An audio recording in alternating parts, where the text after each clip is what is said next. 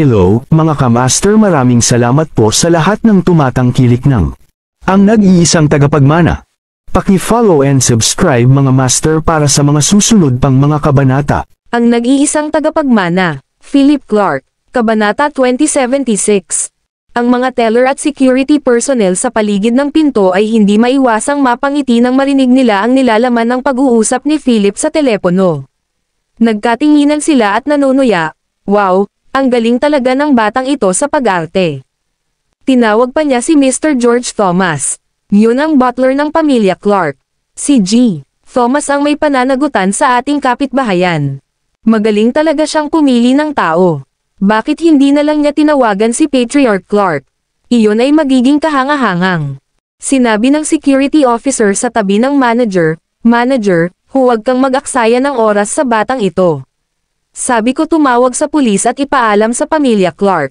Halatang katulong siya na tumakas sa pamilya Clark. Ngayong marami na kaming mga tao dito, hindi pa rin siya makakatakas. Ano sa tingin mo? Manager. Paulit-ulit na nagtanong ang security officer ngunit hindi gumagalaw ang manager. Malungkot ang mukha niya. Si George ang namamahala sa lugar na ito, at mayroon siyang numero ni George. Ngayon pa lang ay kitang-kita niya na ang numerong dinial ni Philip. Walang iba kundi ang numero ni George. Hindi nagsisinungaling ang batang ito. 3 segundo. Nagring agad ang telepono sa desk ng manager. Ipinahiwatig ng caller ID ang International Banking Alliance. Mapatla ang mukha ng manager na walang bahid ng dugo. Siya ay tumingin pabalik kay Philip sa gulat, ngunit Philip binayaran hindi pansin sa kanya at sa halip ay umaaliwin. Walang alinlang ang kinuha ng manager ang telepono at sinabi sa nanginginig na boses, "President." Sa kabilang dulo, maririnig ang isang dumadagandong na boses na nagmumura. "Walang kwentang piraso ng dumi. Basura. Ikaw anak ng *H. How dare you mess with the Clark family? Nababaliw ka na ba?" Boom. Isang kulog ang sumabog sa ulo ng manager. Nanghina ang mga paa niya habang nakaupo sa sahig. Ang receiver ay nahulog sa gilid, na nagpabalik-balik sa linya ng telepono. Natigilan ang katabi niyang security guard at mabilis na ay nalalayan ang manager. Naguguluhan niyang sinabi, "Manager, ano ang nangyayari sa iyo?" Nakaupo lang ang manager sa sahig, nanginginig ang buong katawan. Hindi niya ito pinansin. Sa telepono, hindi tumigil ang mga sumpa at mas lumakas ang boses. "Hello, idiot, naglalaro ka bang patay? Kausapin mo ako." Nanginginig ang manager at inabot ang receiver. Nanginginig ang kamay niya na parang may Parkinson's. Muntik na niyang mabito ang phone. Hello, President, nandito na ako." Umungol ang pangulo sa telepono, "Ang tanga mo. Ano bang problema ng ulo mo? How dare you detain someone from the Clark family? Kanina lang ako tinawagan ni Mr. George at diretsong sinuspinde. I'm in deep *T because of you." Galit at galit ang boses na iyon. Mararamdaman sa telepono ang galit ng pangulo. Parang hindi na siya makapaghintay na lumipad at patayin kaagad ang manager. "Sinasabi ko sa iyo, pumunta ka at humingi agad ng tawad kay Young Master Clark. Kahit na masira ang iyong ulo, kailangan mong lutisin ang bagay na ito para sa akin. Kung hindi matatapos ng maayos ang paggamit nito at mawawalan ako ng posisyon, tiyak na makakahanap ako ng taong matatag sa kahabag-habag mong buhay." I-click. Natapos ang tawag. Nakaupo ang manager na tulala sa lugar. Nandoon pa rin ang kanyang katawan ngunit ang kanyang kaluluwa ay tumakas sa pagtatago. Para siyang zombie na naglalakad. Nagtatanong pa ang security officer sa tabi niya, "Manager, how about it? Dapat ba nating abisuhan ang pamilya Clark para harapin ang bagay na ito?" Nataranta ang manager, ngunit nang marinig niya ito, isang surge of strength ang lumabas mula sa kung saan. Tumayo siya at sinampal ng malakas sa mukha ang security officer. "Idiot ka! How dare you treat the honored guest of the Clark family like this?" Kabanata 2077. Natigilan ang security officer sa biglaang sampal na ito. Nagpanteng ang kanyang tenga at nakakita siya ng mga bituin. Hindi makapaniwalang tumingin siya sa manager at maingat na nagtanong, "Manager, ano ang nangyayari sa iyo? Bakit mo ako sinaktan?" Agrabyado siya na sampelan siya ng manager sa harap ng maraming tao. "Bakit?" tanong mo. Alisin mo ang impyerno sa daraanan ko. Sa sinabi nito, pinalayas ng manager ang security guard, tumakbo kay Philip, at lumuhad sa harap niya ng malakas. I'm sorry kung hindi kita nakilala. Patawarin mo ako, Young Master Clark. Deserve kong mamatay. Habang sinasabi niya iyon, iniyuko ng manager ang kanyang ulo sa lupa, hindi nangangahas na kumilos. Napatulala ang lahat sa kwarto. Young Master Clark. Ang batang ito na nakadamit parang pulubi ay talagang Young Master ng pamilya Clark. Hindi nagsalita si Philip. Sa oras na ito, ang kanyang mukha ay nagyelo, at ang kanyang mga mata ay kumikislap na parang nyebe sa glacier. Sa sobrang lamig ay nagyelo ang puso ng mga tao. Ang manager ay lumuhad sa lupa, nanginginig ang lahat. Nang walang narinig na tugon mula kay Philip, nagpatuloy siya sa pagyuko. Sinabi ng Pangulo na dapat niyang makuha ang kapatawaran ni Young Master Clark. Kung hindi, buhay niya ang nakataya. Bukod dito, kahit hindi tinukoy ng Pangulo ang mga detalye, matapos na masaktan ang pamilya Clark, paano pa rin makakaligtas ang isang manager na tulad niya? Young Master Clark, huwag kang magalit. Kasalanan ko ang lahat at ako ang may kasalanan. Mangyaring maawa at patawarin mo ako. Panipi. Sabi ng manager habang hinihimas ang dibdib at nontog ang ulo sa sahig. Patawarin mo. Bakit kita patawarin? Sino ka para ay bully ang asawa ko? Sabi ni Philip, dumadagandong ang boses. Ang asawa ni Young Master Clark. Hindi ba iyon ang batang ginang? Ay hindi, patay na siya for sure. Tumangala ang manager, puno ng dugo ang ulo. Nakita niya ang galit na ekspresyon ni Philip at natakot siya.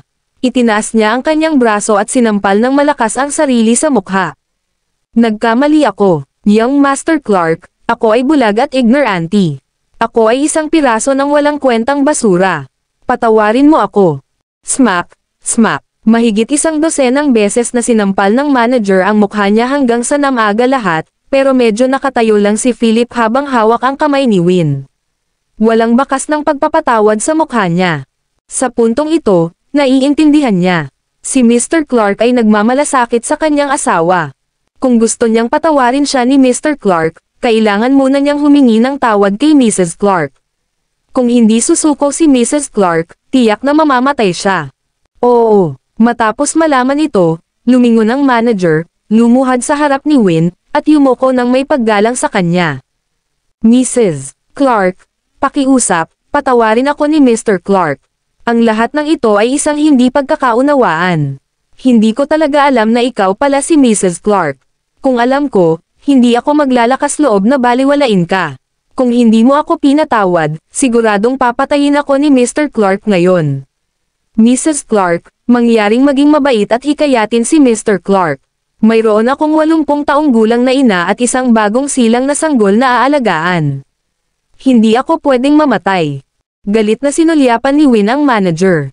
Nakaluhod na siya ngayon sa lupa ng may paggalang, ganap na wala sa kanyang kayabangan mula kanina. Siya ay mapagpakumbaba tulad ng isang pulubing aso na may kawag-kawag na buntot. Walang sinabi si Win. Sa unang pagkakataon ngayon, inalis niya ang kanyang pakikiramay. Sobra na kasi ang sinabi ng manager kanina. Insulto lang iyon sa pagkatao niya. Nahirapan si Win na patawarin ang gayong tao. Phil. Sabi ni Win, ayoko na dito. Ayaw kong makita sila. Nang marinig iyon ng manager ay halos himatayan siya sa sobrang takot. Kung ayaw niyang makita sila, hinihiling ba niya kay Mr. Clark na patayin sila? Kabanata 2078, Mrs. Clark, mangyaring iligtas ang aking buhay. Naghihisteryosong sigaw ng manager. Sinulyapan siya ni Philip at sumigaw, shut the hell up. Oo, sa sigaw ni Philip ay agad na tumalikod ang manager. Sinabi ni Philip kay Win, Winnie, kung ayaw mong manatili dito, lumabas ka. Malapit na ang matandang George sa pintuan. Nandyan ang mga bodyguard niya, kaya huwag kang mag-alala. Wala nang maglalakas loob na ay bully ka. Okay, naawang tumango si Win at sinabing, hindi ka ba lalabas? Gusto kitang kasama. Hinaplos ni Philip ang ulo ni Win at sinabing, kailangan ko pang bumawi sa kanila para sa iyo. Pumunta sa pinto at manood kasama si Old George at ang iba pa. Okay, pumayag naman si Win at umalis na. Sa oras na ito, walang nang ahas na pigilan siya. Ang mga mayabang at dominanteng security personnel at teller na ngayon ay nakasiksik sa isang tabi sa takot, magalang na binibigyang daan si Win. Sa entrance ng International Bank, dumating na si George at ang kanyang mga bodyguard. Nang makita ni George si Win, hindi niya pinansin ang pagod sa paglalakad at nagmamadaling yumuko habang sinasabing, "I'm sorry that I'm late. Patawarin mo ako, young madam." 6 o 7 tao sa bangko ang namatay sa takot nang marinig ito. Banal na si *T. Si Mr. George, na namamahala sa lugar na ito, ay talagang tinawag siyang yung madam. Walang alinlangan, dapat ay miyembro siya ng pamilya Clark. Bukod dito, si G. George ang mayordomo ng pangunahing pamilyang Clark. Ang babaeng ito ay talagang batang madam ng pangunahing pamilya Clark. Sa silid, lumuhad ang manager sa sahig nang hindi gumalaw ang isang kalamnan. Umupo si Philip sa sofa sa likod ng desk at malamig na nagtanong, "Sino ang sumakit sa asawa ko kanina? Sabihin mo sa akin ng totoo." "Sinaktan siya, young Master Clark." "Hindi ko siya sinaktan." "Pakisuri muli." Nag-aalalang sabi ng manager na halos mangiyak-ngiyak na. "Ba?" Biglang nagalit si Philip. Itinaas niya ang paa at sinipa ang manager's desk sa harap niya hanggang sa tumaob ito. "Sa tingin mo ba bulag ako? Sa tingin mo ba hindi ko nakita ang mga marka ng 5 daliri sa mukha ng asawa ko?" Umungol si Philip. Natigilan ang manager at biglang naalala kanina lang may security guard na nakabangga kay Mrs. Clark. Mabilis niyang itinaas ang ulo. "Oh, young Master Clark, siya na. Siya ang sumampal sa batang ginang. Wala itong kinalaman sa amin." Habang sinasabi iyon, tinuro ng manager ang katabi niyang security guard. Nang marinig ito ng security guard na iyon, namutla ang mukha niya at tumibok ang puso niya sa takot. Napabuntong hininga si Philip, tumingin sa kanya sa gilid, at sinabi, "Aling kamay ang ginamit mo? Basagin mo. Ikaw ba ang gumagawa nito o gusto mo ba akong gagawa nito para sa iyo?" Kumalabog ang puso ng security guard at napaluhod siya. Mr. Clark, patawarin mo ako." Bago siya matapos magsalita, sumilay ang kulay abong anino ni Philip mula sa sofa at agad na lumapit sa kanya. "Iligtas mo siya. Wala na sana." Mabilis na hinawakan ni Philip ang mga kamay ng security guard at hinayla ito sa magkasalungat na direksyon. Basag. Ang malinaw na tunog ng mga basag na buto ay umalangaw-ngaw sa opisina, na sinundan ng makabagbag damdaming sigaw ng security officer. Nagpagulong-gulong ang lalaki sa sahig, sinipa ang kanyang mga binti sa sakit. Lahat ng tao sa kwarto ay natakot. Nakatayo sila sa pwesto, hindi man lang naglakas loob na gumalaw. Sa oras na ito, ipinalakpak ni Philip ang kanyang mga kamay at sinabing may nakamamatay na tingin sa kanyang mukha, "Dahil ayaw mong sabihin kung aling kamay iyon, putol natin silang dalawa."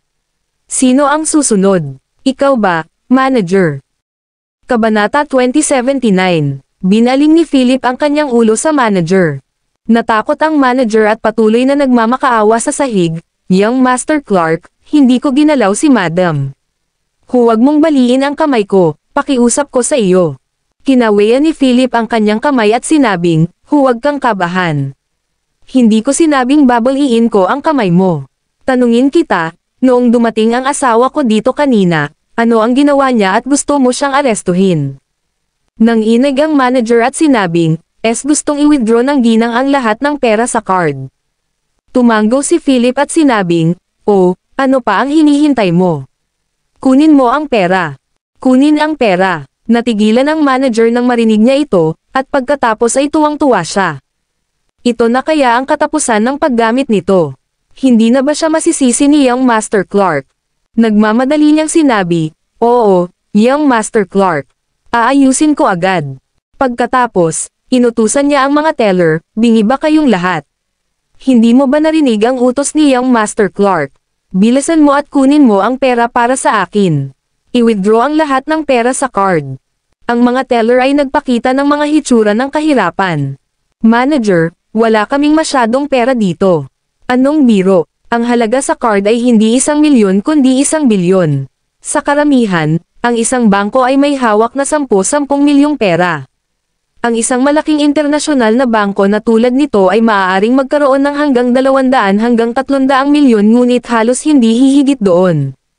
Wala nang puwang para sa higit pa. Paano sila magkakaroon ng 1 bilyong pera? Saway ng manager, mga walang kwentang tanga. Kung kulang tayo dito, hindi ka ba makakakuha ng higit pa sa ibang branch? Napakaraming sangay sa mga kalapit na distrito. Tawagan ang mga cash transport truck at kunin ang pera dito. Sabihin sa kanila na ako ang nag-utos ng ganyan. Ngayong ibinigay na ng manager ang utos, wala nang ibang pagpipilian ang mga teller kundi isagawa ito. At saka, ito ang utos ni Young Master Clark. Nang maisip nila ang dominante at malupit na pagtrato ni Mr. Clark sa security guard kanina, hindi na naglakas loob na magsalita ang mga taong ito. Sunod-sunod silang nag-aagawan para tumawag sa telepono at nagbilang ng mga bayaran. Mahigit 1 oras ang lumipas. 7 o 8 cash transport truck na puno ng mga perang papel ang dumating sa pasukan ng internasyonal na bangkong ito. Sinabi ng manager ang security staff na iulat ang lahat ng walang katuturang tao at linisin ang buong branch hall. Inilaan nila ang lugar para ay proseso ang pamamahagi ng pera para kay Philip. Ang pera mula sa 7 o 8 truck ay idinagdag sa pera mula sa bangko. Inilipat ang malalaking tambak ng pera sa bulwagan, at ang mga tambak ay tumaas ng tumaas. Ang huling bilang ay ang halaga sa win, 8 card, sa kabuuan na $1,008,650,000. Sa pasukan ng bangko, si Win ay nakatayo sa tabi ni Philip. Pinagmasdan niya ang pera na nakatambak na parang bundok sa bangko. Napatulala siya. Pinuno ng pera ang lobby ng buong internasyonal na bangko ng halos walang puwang para sa isang tao na tumayo sa loob. Itinuro ng manager ang pera at sinabi kay Philip na papuri, "Young Master Clark, nandito na lahat ang pera. Ano ang iyong mga order?" Ang mga cash transport truck ay nakaparada lahat sa labas. "Sabihan mo lang ako kung saan ihahatid at aayusin ko kaagad. Maaari ko bang malaman kung nasiyahan ka?" Ngumiti si Philip at sinabing, "Well, hindi naman masama ang work efficiency. Maglabas ng ilang kaso at maglagay ng 5 milyon sa loob." "Oo, Young Master Clark." Magalang na yumoko ang manager, lumingon sa mga teller, at sinabing, ilabas ang mga kahon at ilagay ang pera sa loob. Utos ng manager at agad na dinala ng isang teller sa tabi niya ang isang case ng pera. Binilang ang mga salansan ng pera at inilagay sa loob. May kabuuang 500 tambak. Pagkatapos ng recount para makumpirma ang halaga, iniabot ng teller ang mga kaso kay Philip habang nanginginig. Kinuha ni Philip ang mga case at tiningnan ang mga ito. Tumanggo siya bilang kasiyahan at sinabing, "Okay, then. Para sa natitirang pera, maaari mo itong ibalik." Pagkasabi niya nito, tumahimik ang buong bangko. Ang bank hall ay nakakagulat na tahimik. Kahit na may nahulog na pin, maririnig ang tunog. "Ideposito ito pabalik. Joke ba ito?" Napatulala si manager. "Young Master Clark, niloloko mo ba ako? Hiniling mo ba sa amin na ibalik ang pera?" Mahinahong sabi ni Philip, "Sino ang may oras na makipagbiruan sa iyo? Sige na. Gayon din, hindi mo pinapayagang ipasok ang pera at ipasok ito sa account. Pumunta sa cash machine para ideposito ito. Kapag natapos mo na ang pagdeposito ng 1 bilyon, ang bagay na ito ay maaaring mangyari alang natapos na." Matapos marinig ang sinabi ni Philip, muntik nang mailuwan ng manager ang isang subo ng dugo. Kabanata 2080, nakasalampak sa sahig ang manager, tumingin sa bundok ng cash na nakatambak sa tabi niya, at nilingon.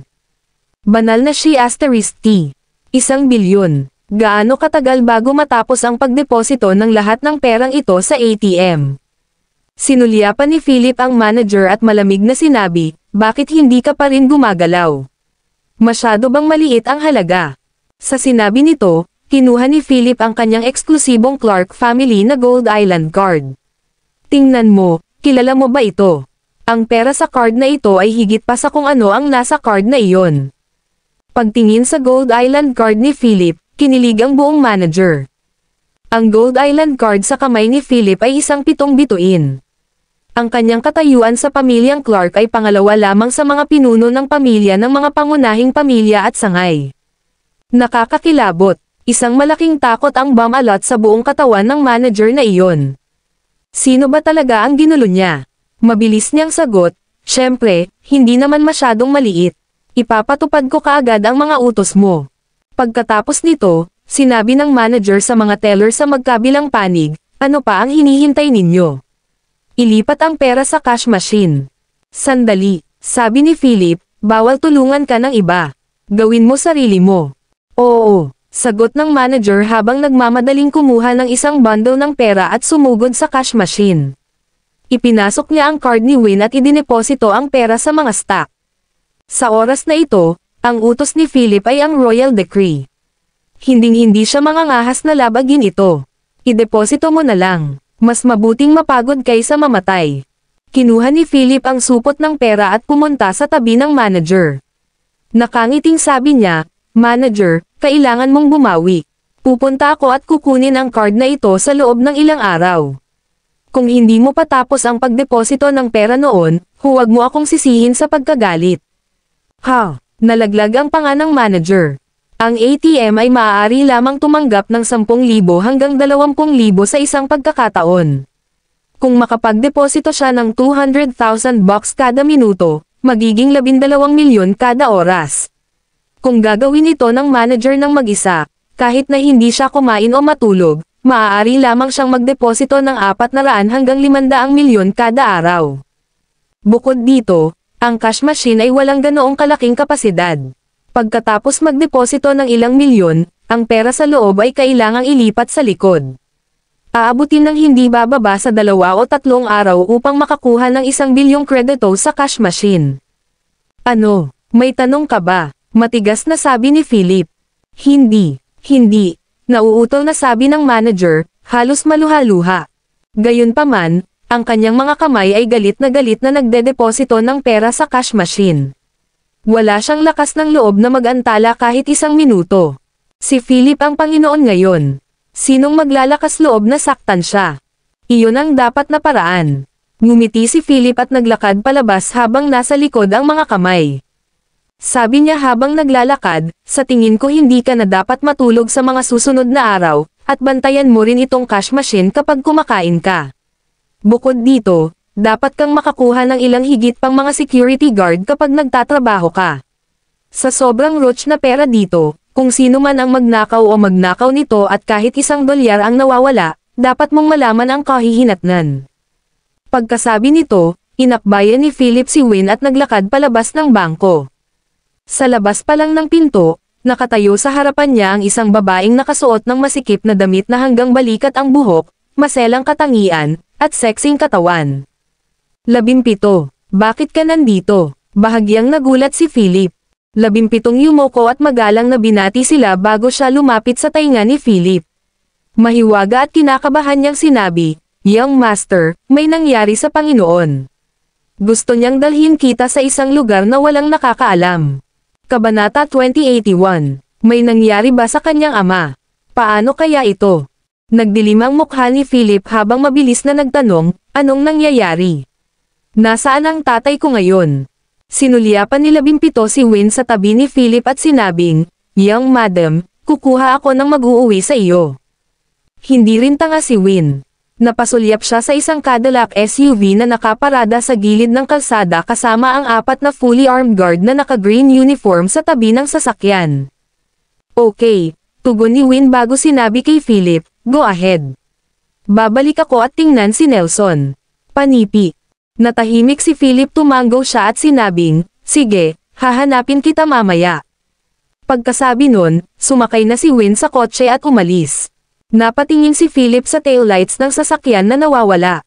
Pagkatapos, lumingon siya sa 17 na may nagliliyab na mga mata at nagtanong, "Ano ang nangyayari?" 17 nakasimangot at sinabi, "Inutusan lang akong sumama sa iyo. Hindi ko alam ang iba."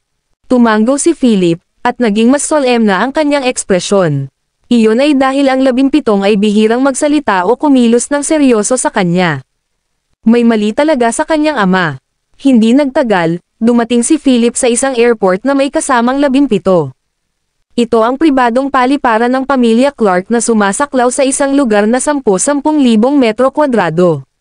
Ilang mararangyang pribadong jet ang nakapark dito, gayon din ang kanilang armadong helicopter at cruise fighter plane. Siyempre, isa lamang ito sa mga paliparan ng pamilya Clark sa Arcadia Island. Sumakay si Philip sa isang armadong helicopter noong May 17 na nagpadala ng lumipad at umalis sa Arcadia Island. Tumingin siya sa malawak na Arcadia Island sa ibaba, puno ng pagdududa ang kanyang mga mata. Tinanong niya, saan tayo pupunta? Glenford, sagot ng 17. Glenford, bakit bigla silang pumunta doon? Nandoon ba si tatay? Natarante si Philip at tumingin sa lalong maliit na Arcadia Island sa ibaba. Isang isla na lungsod sa itaas ng mga alon at asol na dagat. Maraming barkong pandigma ang naglalakbay sa nakapalibot na tubig, tulad ng mga puting peteng. Sa daan, inihanda din ng 17 si Philip sa pag-iisip. Young Master, may mga ari-arian ang pamilya Clark sa Glenford at nandoon din ang tirahan ng Panginoon. Sa pagkakataong ito, ang Panginoon ay nanirahan kay Glenford at hiniling sa akin na sunduin ka, na sinasabi na mayroon siyang sasabihin sa iyo. Isa pa, wala sa mabuting kalusugan ang Panginoon. Kahit na ano, hindi ka dapat makipag-away sa Panginoon. 17 ay medyo natatakot pa rin sa ugali ni Philip. Kung mag-away ang dalawa, bilang subordinate, hindi nila malalaman kung sino ang tutulungan. Kumunot ang noo ni Philip at tumanggo na sinabing, "Got it." Pagkasabi nun ay sumando siya sa upuan niya at pinaikit ang mata. Nawala siya sa pag-iisip, biglang may naalala siya. Ito ay tungkol kay Pierce Gilson at sa pamilya Harrison. Halos makalimutan na ito ni Philip. Nangako siya kay G. Gilson na tuturuan ng leksyon ang pamilya Harrison. Pagkaraan ng mahabang panahon, iniisip niya kung kapuputan siya ni G. Gilson sa hindi pagtupad sa kanyang salita. Oops, ito ay isang gulo. Habang nag-iisip, nagtanong si Philip, Oo, ano ang alam mo tungkol sa pamilya Harrison ng Glenford? Ang pamilya Harrison ng Glenford. 17 nakasimangot at sinabing, Young Master, may hinanakit ka ba sa pamilya Harrison? Kung gayon, pupunta ako at hahanapin sila pagkarating ko. Sasabihin ko sa kanila na pumunta dito at humingi ng tawad sa iyo. Nagulat si Philip. Pagtingin sa mga mata at ekspresyon ni 17 na tila hindi nagbibiro, ngumiti ito, umiling. Aniya, wala, nagtatanong lang ako. Hindi na kailangang gumawa ng ganoong kalaking kaguluhan. 17 hamd at sinabing, kung tama ang pagkakaalala ko, ang pamilya Harrison ay may napakalakas na impluensya kay Glenford. Masasabing ang maharlikang pamilyang ito ang Panginoon kay Glenford. Gayunpaman, ang pamilya Harrison ay isang kaakibat na pamilya lamang ng pamilyang Clark. Ang mga ito ay walang iba kundi isang maliit na patatas. Kung may nag-provoke sa iyo mula sa pamilya Harrison, makatitiyak ka na sa isang salita mula sa iyo, lilipulin ko ang pamilya Harrison. Muli, pinaikit ni Philip ang kanyang mga mata at mabilis na sinabi, okay lang. Ang babaeng tulad mo ay hindi dapat nagsasalita tungkol sa pakikipagtalik at pakikipag-away sa buong araw. Ang pamilya Harrison ay hindi masyadong masama at walang sama ng loob sa akin. May mga conflict lang sila sa isang taong kilala ko. 17 humuhuni, ibinaba ang kanyang ulo, at tumalikod. Pagkatapos, lumingon siyang muli, kumikislap ang malalaking mata niya habang nagtanong, Young Master, dahil may alitan ang kaibigan mo sa pamilya Harrison, gusto mo bang pangunahan ko ang mga tao para sirain sila? Kabanata 2082. Naramdaman ni Philip ang pananakit ng ulo at nagpas siyang huwag pansinin ang 17. May mali sa paraan ng pag-iisip ng babaeng ito.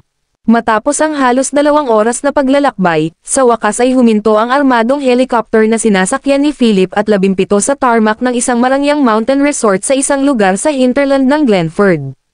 Ito ang tirahan ng patriarch ng pamilya Clark sa Glenford. Sinakop ng Mountain Villa ang tuktok ng buong tuktok ng bundok, na pinatag at muling itinayo.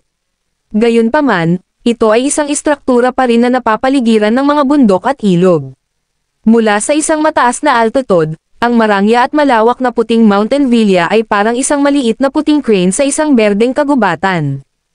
Ang mga armadong tauhan na nakasuot ng berde at itim na combat uniform ay nagpapatrolya sa mountain resort sa kasalukuyan.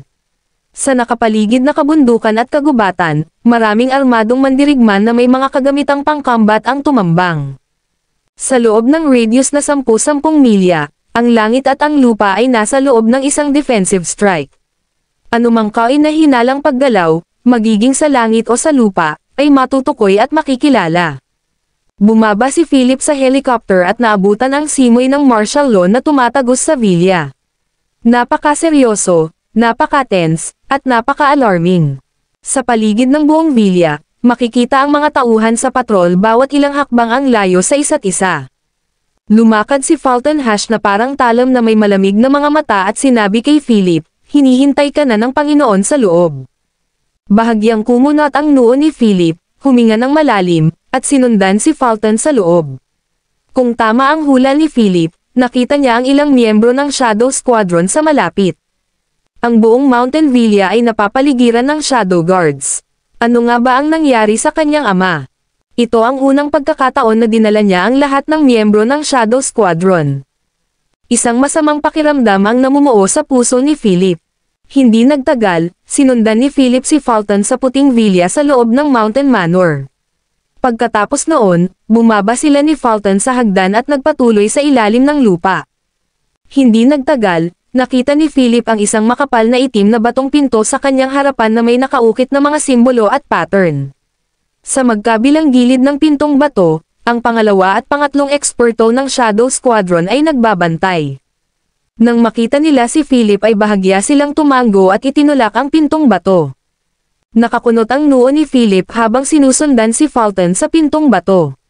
Napabuntong hininga ang eksenang nasa harapan niya. Sa likod ng pinto ay may basement na halos 1,000 talampakan kwadrado. Ang tatlong pader ay puno ng hindi kilalang mga pattern at mga karakter na tila sila ay umiral ng mahabang panahon. Isang pakiramdam ng pagbabago ang lumabas mula sa kanila. Mayroong mga dragon at phoenix, Icarus at araw, mga piramide, at mga pattern ng mga guho ng sibilisasyong Mayan. Nagulat si Philip sa eksenang nasa harapan niya. Sa kwartong ito, maraming anti-gang bookshelf. Sa gitna ay isang pool na puno ng asol na likido na bamubula ng asol na ambon. Sa pool, may isang matandang natatakpan ng mga sugat at nakapikit ang mga mata sa pagpapahinga. Tatlong nakanganga na sugat ng kutsilyo ang makikita sa kanyang dibdib. Sa bawat paghinga, bamuka at sumasara ang mga sugat, nakakatakot. Damaloy ang asol na likido sa pool na may asol na essence sa mga sugat ng katawan ng matanda. Ang mga daluyan ng dugo sa balat ay tila nag-aayos at nagpapagaling sa kanya. Ang tao sa pool ay walang iba kundi si Roger Clark.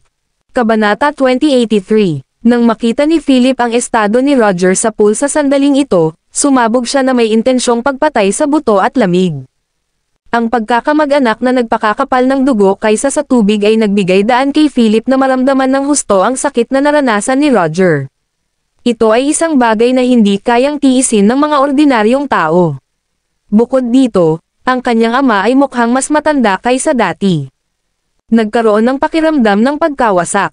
Agad, ang mga estudyante ni Philip ay namumula habang siya ay umuungal. Sino ang gumawa nito?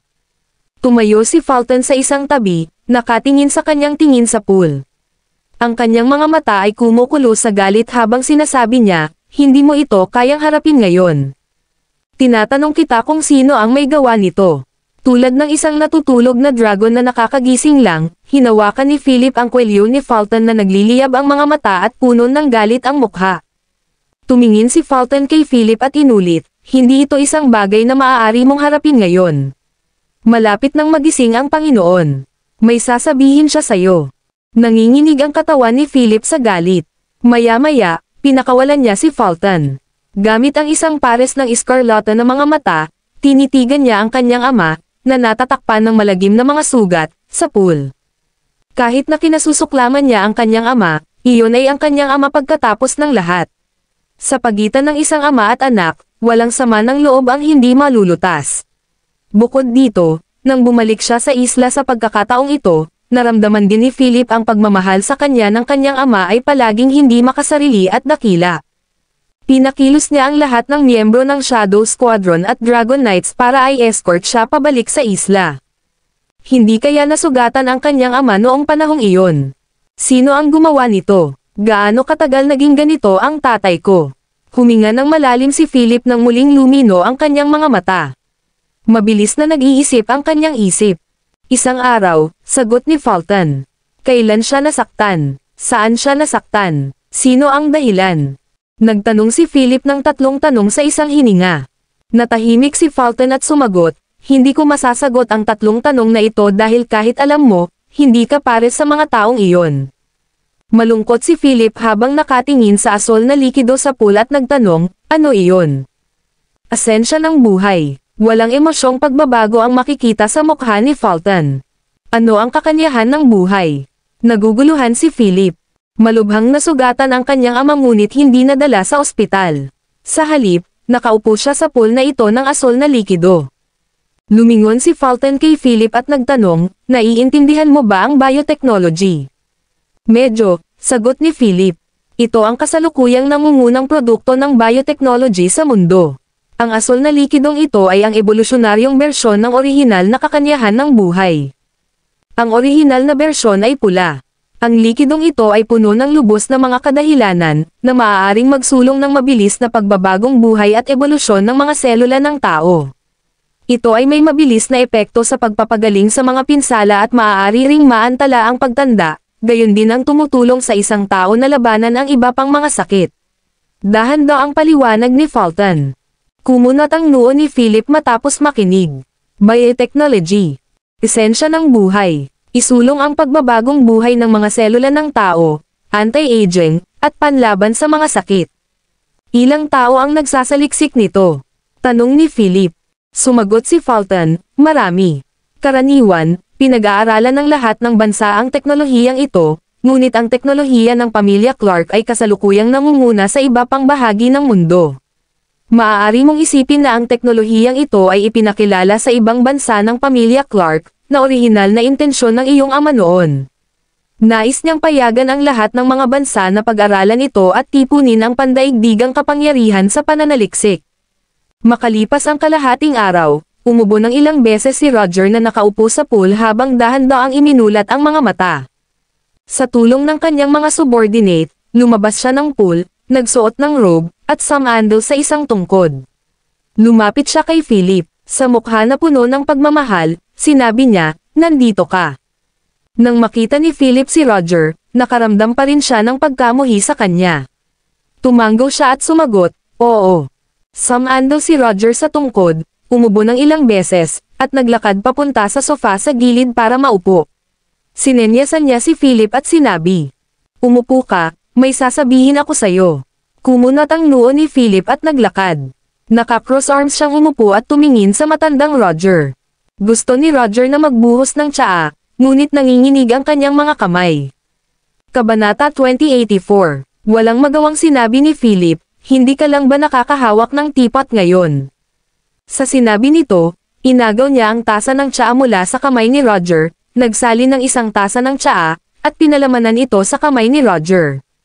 Tiningnan ni Roger ang eksenang ito at nakangiting sinabi, mas gugustuhin kong huwag nang hahawakan ang teapot na ito magpakailanman. Pinandilatan siya ni Philip at nagtatampo na nagtanong, sino ang dahilan ng mga sugat mo sa katawan? Ang Nonagon, ang alyansa, o ang korte ng Maginoo. Kung hindi mo kayang tiisin itong nakahiga, sabihin mo sa akin at maghihiganti ako para sa iyo. Tumawa si Roger at tumingin kay Fulton, na nakatayo sa isang tabi. Sabi niya, tingnan mo, alam pa rin ng anak ko kung paano ako pangalagaan. Bahagyang iniling ni Fulton ang kanyang ulo at walang sinabi. Napatingin din si Philip sa kanilang dalawa at medyo nag-aalalang sinabi, ayaw mong sabihin sa akin kung sino ang gumawa nito. Umiling si Roger at sinabing, hindi pa oras. Hindi mo sila kalaban. Sa pagkakataong ito, sapat na nakabalik ka ng ligtas sa isla. Nagalit si Philip, bigla siyang tumayo, inilagay ang kanyang mga kamay sa mga bulsa ng kanyang pantalon, at malamig na sinabi, kung ayaw mong sabihin sa akin kung sino ang gumawa nito sa iyo, bakit mo ako pinatawag dito? Ikaw si Roger Clark, ang pinuno ng pamilya sa mundo na nakapasok sa loob ng 3 pinto. Sino pa sa mundong ito ang maaaring gumawa nito sa iyo? Hindi kaya napunta ka na sa ganitong estado ngunit hindi ka pa rin nangangahas na sabihin sa iyong anak kung sino ang kabilang partido. Duwag. Ganyan ka rin noong nangyari ang nangyari ng nanay ko noon. Malamig na sabi ni Philip at tumalikod na para umalis. Hinarang ni Fulton ang landas ni Philip at sinabi, Young Lord, hindi mo masasabi iyan tungkol sa Panginoon. Ginawa niya ang lahat ng ito para sa iyo. Ang mga mata ni Philip ay malamig na parang matalim na espada habang nakatitig kay Fulton sa kanyang harapan at sinabing, umalis ka. Hindi kumikibo si Fulton. Umubo si Roger, itinuro ang upuan sa tapat, at sinabing, halika at maupo ka. Bakit ka nakikipagtalo sa iyong matanda sa sandaling magkita tayo? Hindi ka ba pwedeng sumuko kung i-injured ako this time? Nilinga ni Philip ang kanyang ulo at tiningnan ang itsura ni Roger. Pagkaraan ng ilang sandali ng katahimikan, naupo siyang muli at nagtanong, bakit mo ako hinahanap? Kung ito ay para magmana ng pamilya Clark, maaari mong ilabas ang Patriarch's Order. Pagkatapos kong manahin ito, ang una kong gagawin ay sasabihin sa akin ni Fulton kung sino ang gumawa nito sa iyo. Habang sinasabi ito, malamig na tinitigan ni Philip si Fulton.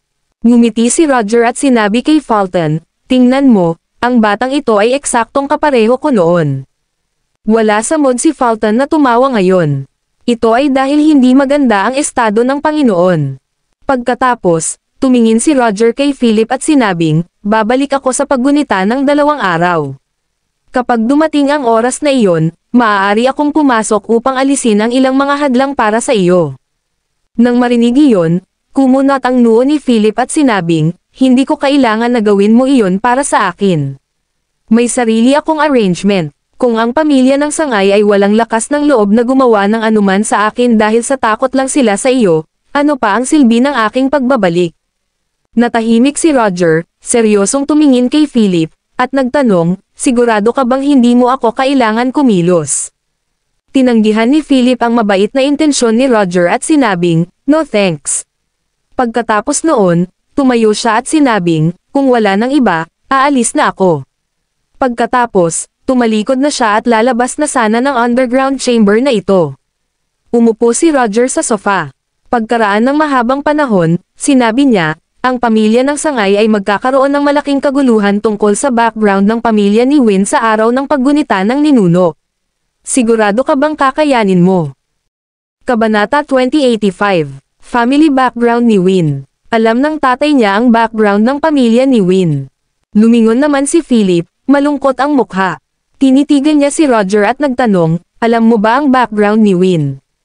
Tumanggo si Roger, nagsimulang umubo, at sinabing, matagal ko nang alam ang tungkol dito. Noong nangyari ang Lovelace family noon, ako ang may kasalanan, kaya gusto kong bumawi sa kanya.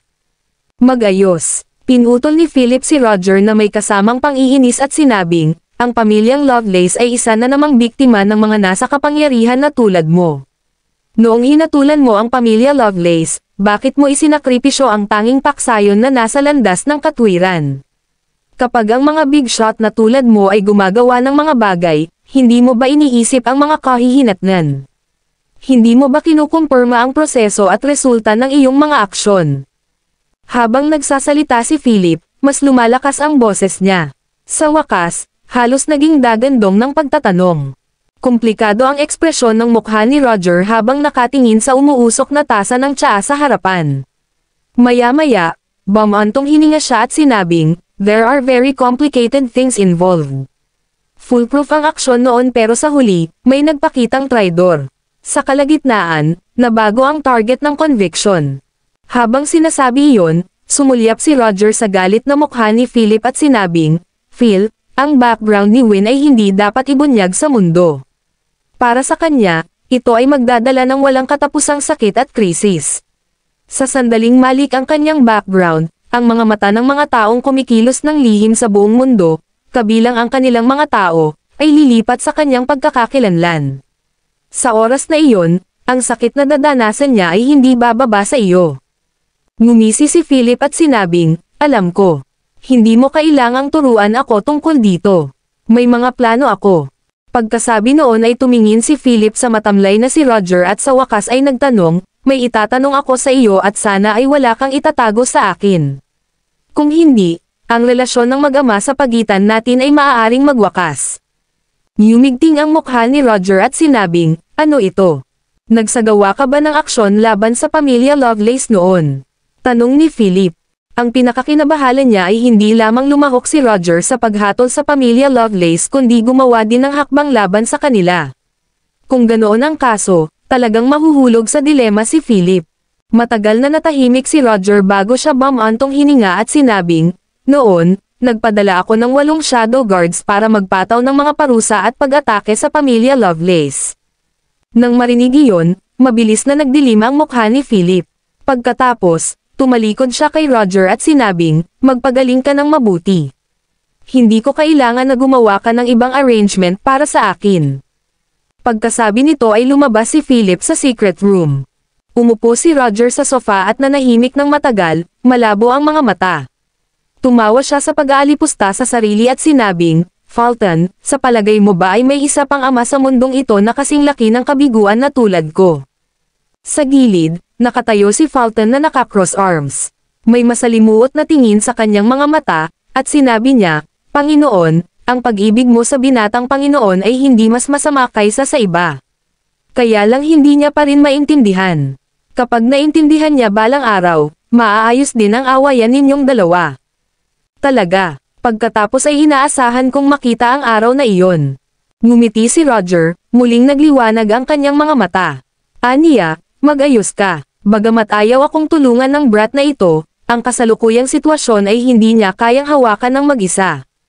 Gawin ito ng palihim. Huwag mong hayaang malaman niya na ako ang nag-aayos. Naiintindihan, sagot ni Fulton. Sa patio ng Mountain Villa.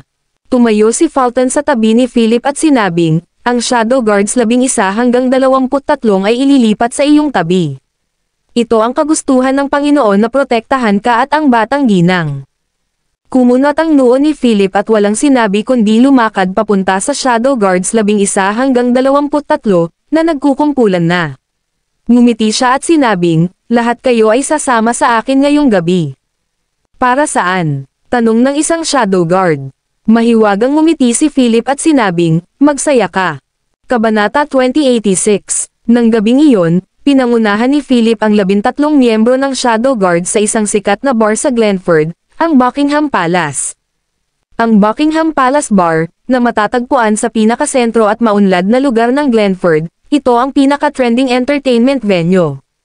Ang Buckingham Palace ay itinayo sa hugis ng isang puting kastilyo at pinalamutian ng karangyaan. Mayroon itong pamantayan sa pagkonsumo na ipinagmamalaki na siya ang pinakamahusay sa Glenford. Sa pangkalahatan, ang mga mayayaman at ang dandy lang ang maaaring pumunta dito para magsaya. First time din ni Philip dito. Napatingin siya sa katabi niyang 17 na nakasuot ng pulang halter neck na dress at nakahawak sa braso.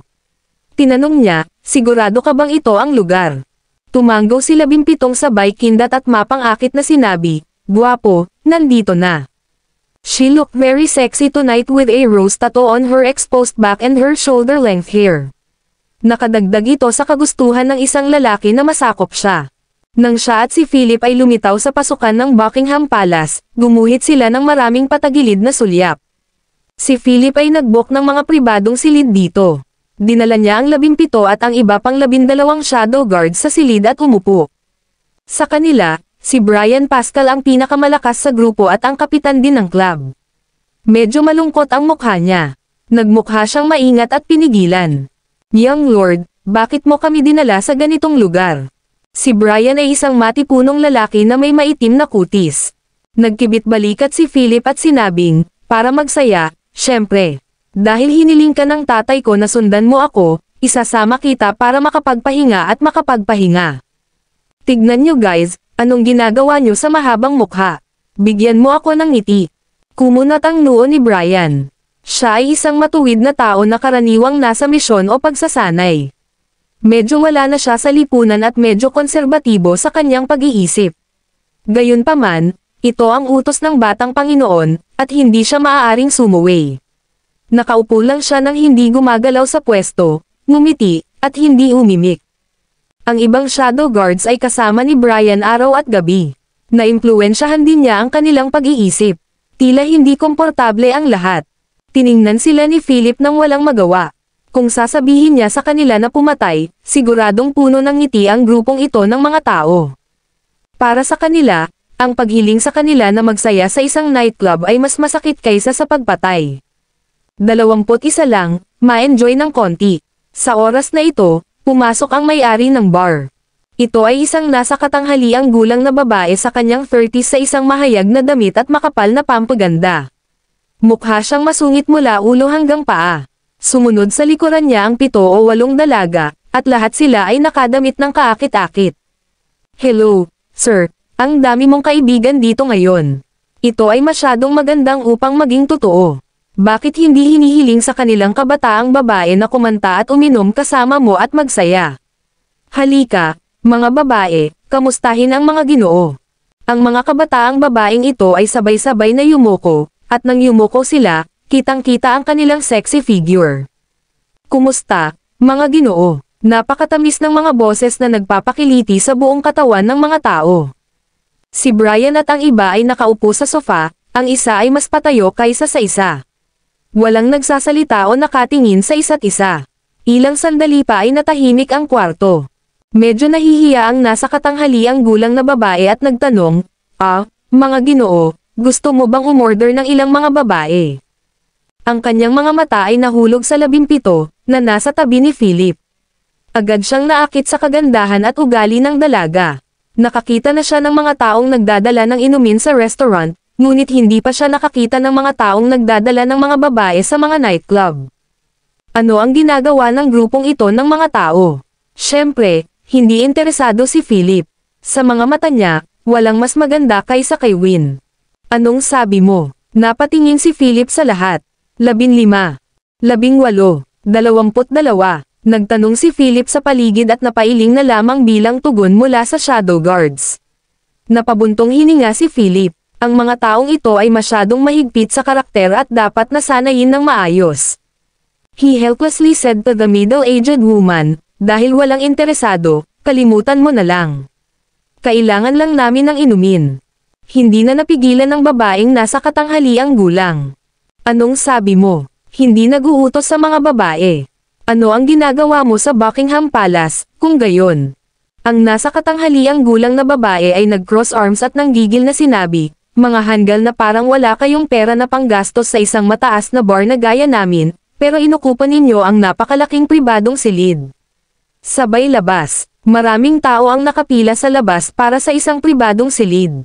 Kabanata 2087. Ang babaeng nasa katanghaliang gulang ay ang maliit na amo ng bar, at ang mga maalinsangan na babae na nakatayo sa likuran niya ay pawang mga gold digger. Ang karaniwang gawain ay ang samahan ng mga bisita sa pag-inom. Kung ang mga bisita ay gumastos ng pera, maaari silang lumabas upang magsaya. Kung ang isang pribadong silid ay nag-order lamang ng mga inumin na walang mga batang babae, ito ay katulad ng isang aso sa isang sabsaban. Kaya naman, hindi rin napigilan ng mga batang babae ang kanilang bibig. Sok! How dare they pumunta dito para magsaya kung wala silang pera? Basura! Alam mo ba kung anong klaseng lugar ito? Hindi ito country pub, hillbilly. Hindi lang si Philip ang tao sa kwarto. Naroon din si Brian at ang iba pang 12 shadow guards. Ang mga taong ito ay lubhang tapat. Para isumpa ng babaeng nasa katanghaliang gulang na itong si Philip sa harap nila, naghahanap lang siya ng kamatayan. Lahat ng 12 sa kanila ay tumayo na may isang whoosh, bawat isa ay nanlilisik ang galit sa nasa katanghaliang gulang na babae. Hinahawakan na ni 17 ang butterfly knife na nakasabit sa gilid ng kanyang baywang, nakatingin sa medyo may edad na babae na may malamig na mga mata. Hanggat siya ay naglakas loob na hawakan ang batang Panginoon, agad nilang sisirain ang bar na ito sa lupa. Natigilan ang medyo may edad na babae. Tiningnan niya ang 12 matipunong gwardya at 17 na puno ng hangarin na pumatay.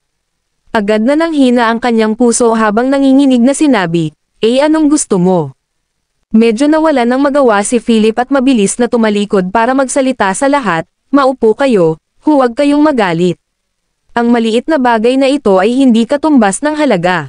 Kung magagalit ka, igigiba mo ba itong bar? Nandito kami para magsaya ngayon. Nang marinig iyon, naupo sila ng may galit ngunit nanatili ang galit. Galit na sinabi ni Brian sa nasa katanghaliang gulang na babae, sinasabi ko sa iyo, simula ngayon, maging magalang ka sa ating young master. Kung maglakas loob kang magsalita ng walang kaparerikan, aakayin ko kaagad ang mga tao para patagin itong pugad mo. Nang makita ng nasa katanghaliang gulang na babae na nakaupo na silang lahat, nakaramdam siya ng kaunti. Gayunpaman, nang marinig niyang magsalita ng ganito si Brian, hindi niya maiwasang magalit. Anong meron? Mali ba ako? Para kang aso sa sabsaban, walang bayad ang pag-ukupa ng napakalaking silid. Young Master, how dare you call a young master?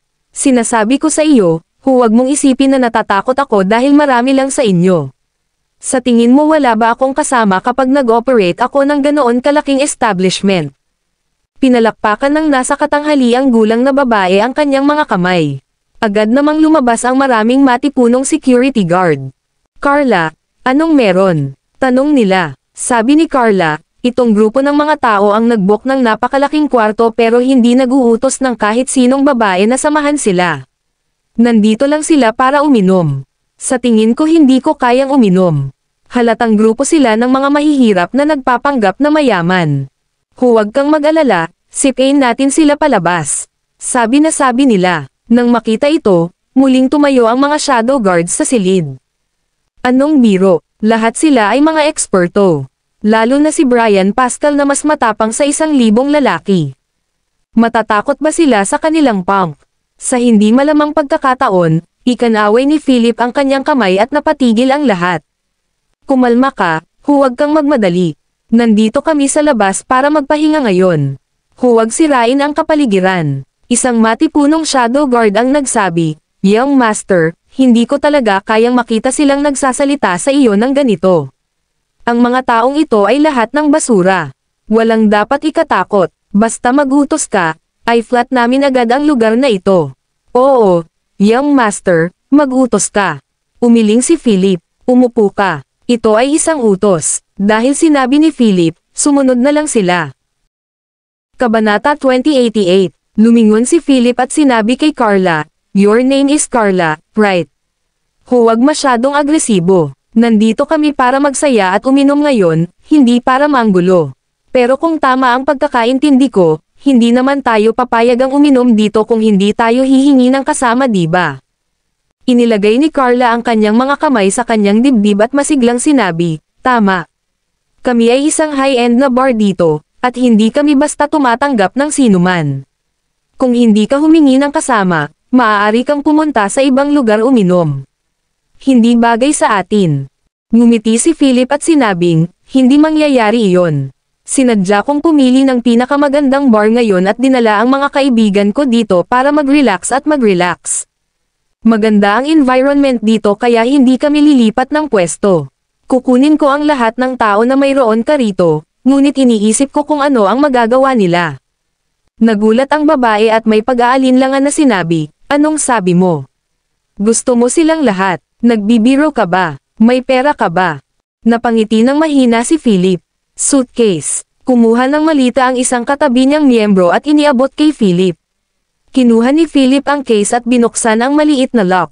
Sa isang whoosh, nagkalat ang mga banknote sa buong sahig.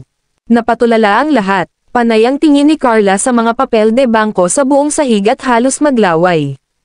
Nako, mayaman ka pala, Young Master. Oops, Young Master, pasensya na talaga ngayon lang. Hindi ko alam. Pagkatapos, tumalikod si Carla at pinandilatan ang mga security guard. Basura, umalis ka sa daan.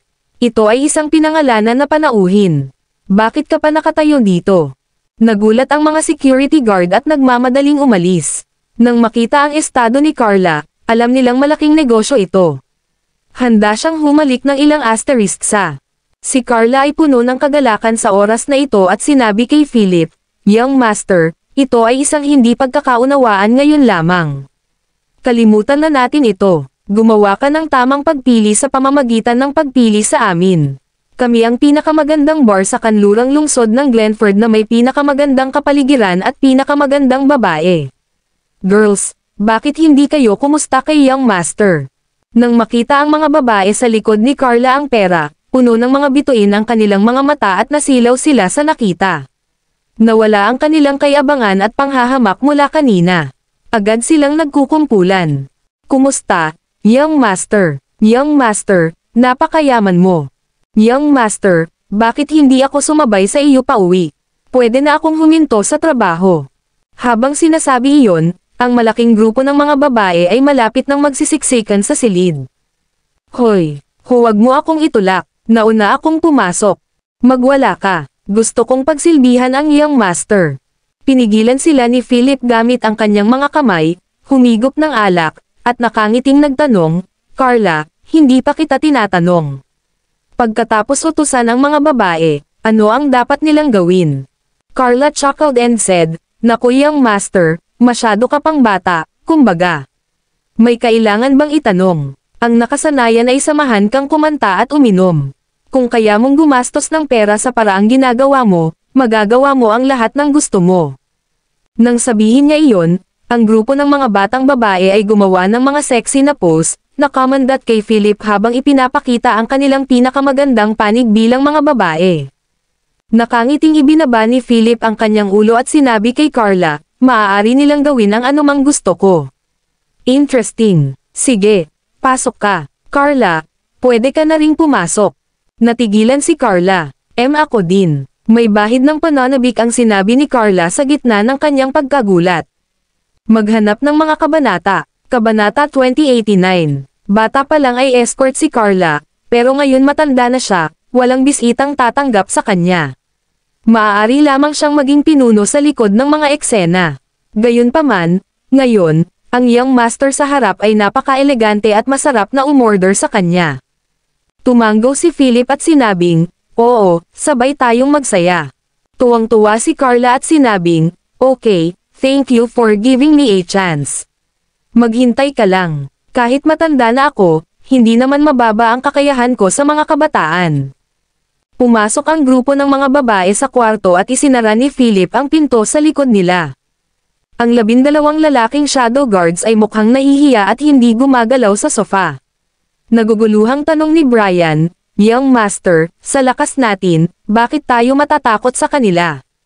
Mahiwagang ngumiti si Philip, umiling, at sinabing, hindi ako natatakot. Malaman mo rin mamaya. Nakahilera ang grupo ng mga babae. Tinanong ni Carla ang mga gwardya kung sino ang gusto nilang piliin ngunit walang nagsasalita sa kwarto. Ngumiti si Philip at sinabing, napaka-konserbatibo nila, kaya huwag mo silang pahirapan. Ngayon, hayaan mong kunin ko kayong lahat. Nang marinig ng mga babae na kukunin silang lahat ni Philip, tumingin sila kay Philip ng may paghanga. Sabi ni Philip, kaya kong gawin ang kahit anong gusto ko, di ba? Halika, lumuhad ka sa sahig. Nakayuko sa sahig. Anong uri ng hardcore play ito? Gayunpaman, gumastos siya ng napakaraming pera, kaya kailangan nilang samahan siya kahit anong mangyari. Iniunat ng mga batang babae ang kanilang makatarungang mga paa sa sahig at gumawa ng mga kaakit-akit na pose. Malamig na ngumiti si Philip at sinabing, handa ka na ba? 100 push-up bawat tao. Magsimula ngayon. Ano? 100 push-up. Napatulala ang grupo ng mga babae. Anong uri ng espesyal na papasok at fetish ito? Nagustuhan ba ng young master na ito ang ganitong uri ng paglalaro? Mukhang natigilan din si Carla, pero puno ng ngiti ang mukha niya habang nagtatanong, Honored guest, what are you doing? Ito ba ang paraan ng paglalaro? Lahat tayo ay magarbong babae dito, at ang ating mga buto ay mahina. Paano natin malalaman kung paano mag-push up? Tama, sir. Huwag kang maging katawa-tawa. Nandito kaming lahat para magsaya. Medyo sobra ang hiling mo. Sa gilid, isang matangkad na babae na may disenteng hitsura ang sumang-ayon sa oras na ito. Young master, huwag mo kaming pakialaman. Hindi ba tayo pwedeng uminom? Oo, inom tayo. Isang grupo ng mga babae ang sumugod para mag-propose ng toast. Smack! Dahil dito, bumagsak ng husto sa sahig ang baso sa kamay ni Philip at nabasag. Sa pagkakataong ito, si Carla at ang mga babae ay natakot. Hey, sir, ano ba talaga ang gusto mo? Tiningnan ni Carla ang case na puno ng banknotes at nagtanong habang nagpipigil ng galit. Si Philip ay mukhang walang pakialam. Naglabas siya ng ilang stacks ng banknotes mula sa case, inihagis ito sa mesa, at mahinang sinabi. Ang sinumang gumawa nito ay makakakuha ng perang ito. Ang mga batang babae ay may iba't ibang iniisip sa kanilang mga isip, at ang kanilang mga mata ay lumiwanag. Mayroong 40,000 hanggang 50,000 dolyar sa stock na iyon. Kadalasan, kikita lang sila ng ilang libong dolyar bawat gabi kapag maganda ang negosyo. Kabanata 2090. Nako, mister, gagawin ko. Push-ups lang naman diba? Kakayanin ko. Sa sinabi nito, ang isang batang babae sa karamihan ng tao ay agad na yumuko sa sahig at nagsimulang mag-push up. Bilang isang resulta, hindi niya ito nakuha pagkatapos gawin ito ng 2 beses. Habang hinihingal at namumula ang mukha, sinabi niya, "Nako, hindi na ako makatiis. Mister, hindi ko talaga kaya." Pagkasabi niya nun, tumayo siya at tinignan ang pera sa mesa. Inabot niya ito at nakangiting sinabi, "Mister, pero ginawa ko pa rin, kaya itong pera." Nagtaas ng kilay si Philip. Nakatitig ang malamig niyang mga mata sa babae at diretsyong hinugot niya ang butterfly knife sa bewang ni 17 klang. Itinaas niya ang kanyang kamay at nahulog ang kutsilyo. Dumaan ang butterfly knife sa pagitan ng payat at mapuputing mga daliri ng babae, na tumusok sa salansan ng mga papel de bangko. Nakakatakot itong tumusok sa coffee table. Sa isang iglap, natakot ang babae kaya binawi niya ang kamay habang sumisigaw at sumisigaw. Puno ng takot ang mukha niya. "Sinabi ko ang 100 push-up para makuha ang perang ito." Walang pakialam na sabi ni Philip na may bakas ng walang humpay na layunin sa kanyang mga mata. Agad namang nagalit ang babae. Bumangon siya, tinuro si Philip, at pinagalitan, "Ano ba? Nandito ka ba para makipaglaro sa mga babae, o para manggulo? Sa ganoong kaliit na halaga, gusto mong pagsilbihan kita at mag-push up? Baliw ka ba, wala ka na bang magandang gawin?" Ito ay hindi alam sa kanya dahil ang iba pang mga batang babae ay napangiwi din at sinabing accusingly, isa ay lumalabas upang maglaro upang magsaya. "Ano ito? Napakahirap mong pakiusapan, at kailangan pa nating mag-push up. Sa tingin mo ba ikaw ang Terminator? Retard. Sa tingin mo ba magaling ka dahil lang sa may pera ka? Ayoko nang pagsilbihan ka. Tama na yan. Lahat ng boss na pumupunta dito ay mayayaman. Hindi kami nagkukulang sa mga kakaibang katulad mo." Malamig din na nakakunot ang noo ni Carla sa gilid ngayon. Tinitigan niya si Philip, na nakaupo sa gitna na may kalmadong tingin sa mukha, at sinabing, "Young master, kung pupunta ka sa Buckingham Palace para magsaya, matutugunan ko ang iyong kahilingan, ngunit kung narito ka para pumili, away at gulo, natatakot akong hindi ako pumayag. Mga lalaki, pasok kayo." Malamig na sigaw ni Carla. Sabay tulak ulit ng pinto ng private room. Muling sumugod ang grupo ng mga bodyguard na umalis kanina. Nang makita nila ang sitwasyon sa silid, natarante rin sila. "Carla, anong nangyayari? Di ba ngayon mo lang kami hiniling na umalis?" Tanong ng matipunong lalaking naka-floral vest na nangunguna sa grupo. Tinuro ni Carla si Philip na nakaupo sa gitna, tapos sa iba. Sabi niya, nandito siya para manggulo. Sa napakaliit na halaga ng pera, gumawa siya ng isang espesyal na kahilingan, na hinihiling sa batang babae na gumawa ng 100 push-up. What the hell? 100 push-up? May gulat na ekspresyon sa kanyang mukha, ang matipunong lalaki na nangunguna ay lumingon kay Philip. Tinuro niya ito at sinabing, "Hoy, anak, sino ka? How dare you ask the girls here to do push-ups? Nasisiraan ka na ba ng loob?" Nagtaas ng kilay si Philip at nagkibit-balikat na sinabi, "Itong madam na ito ang nagsabing kaya kong gawin ang lahat basta may pera ako." Panipi. Saglit na natigilan si Carla at sumagot, "Oo, sabi ko nga, pero sobra-sobra ang hiling mo."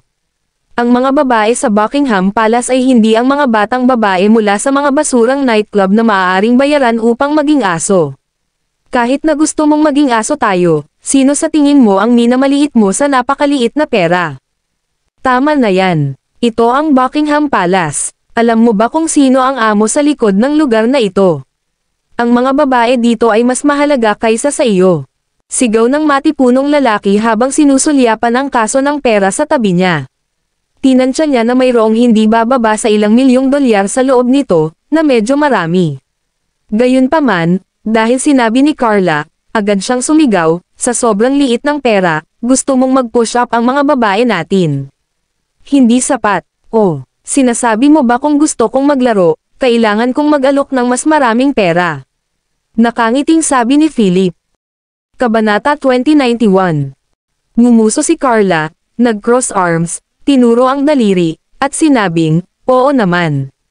Napakaliit na halaga ng pera at gusto mong laruin ka ng aking mga babae. Sa tingin mo ba ang mga babae sa Buckingham Palace ay lahat ng aso? Bahagyang ngumiti si Philip at nagtanong, magkano pa ba ang kailangan kong idagdag? Napangiti si Carla nang marinig iyon. Tiningnan niya ang suot ni Philip at ang kahon ng pera sa tabi niya. Ang binatang ito ay hindi maaaring maging isang mayamang young master, tama ba? Kahit anong tingin nito sa kanya, para siyang novorish na kara-rating lang sa syudad. Dinala niya ang isang grupo ng kanyang mga mahihirap na kaibigan upang magsaya. Pagkatapos mag-isip tungkol dito, itinaas ni Carla ang isang daliri at sinabing, $100,000 para sa bawat babae at maaari kang gumawa ng anumang kahilingan na gusto mo. Kahit na gusto mo silang uminom ng ihi, matutupad nila ang iyong mga kahilingan. Gayunpaman, kung gagawin mo ang naunang kahilingan, kailangan mong magdagdag ng mas maraming pera, 200,000 bawat tao. Paano naman? Kung sa tingin mo ay ayos lang, hahayaan ko ang mga babae na pagsilbihan ka, ngunit kung sa tingin mo ay mahal, kunin mo ang iyong mga kawawang alipin at lumabas. Gayon din, iwanan ang malita ng pera bilang paghingi ng tawad sa mga babae. Bang! Sa gilid, binatukan ni Brian ang kanyang kamao sa coffee table. Tumayo siya, parang raptor ang katawan, habang umuungal, damn it.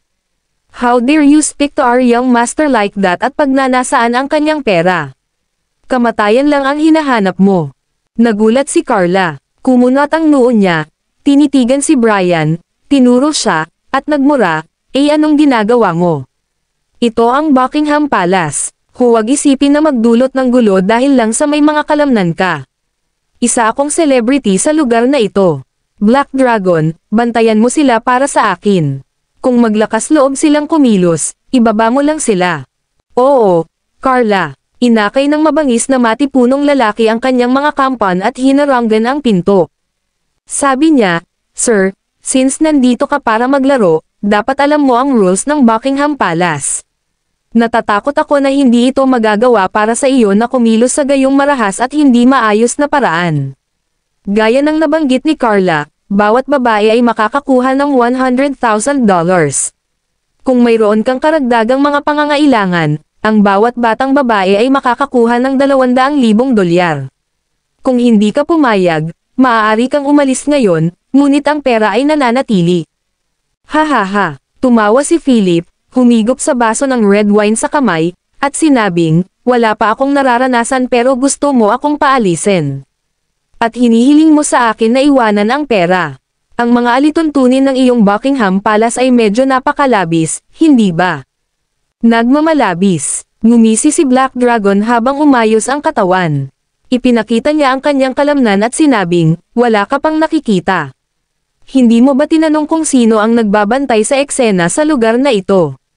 Ako ito, Black Dragon. Boy, put the crap and just tell me if you agree. Kung hindi, mawala ka. Ang pribadong silid na ito ay kailangang tumanggap ng iba pang pinarangalan na mga panauhin. Napabuntong hininga si Philip at tumingin sa agresibong Black Dragon na nakataas ang kilay. Nakangiting sinabi niya, ano sa palagay mo ang iyong mga pagkakataong manalo laban sa kanya? Nang marinig iyon, sumimangot ang Black Dragon, at ang kanyang mga mata ay napuno ng galit. Napatingin siya kay Brian Pascal na nakatayo sa gilid at itinuro si Philip habang galit na sinasabi, anak, ang yabang mo, ha? Ngayon, tuturuan kita kung paano kumilos.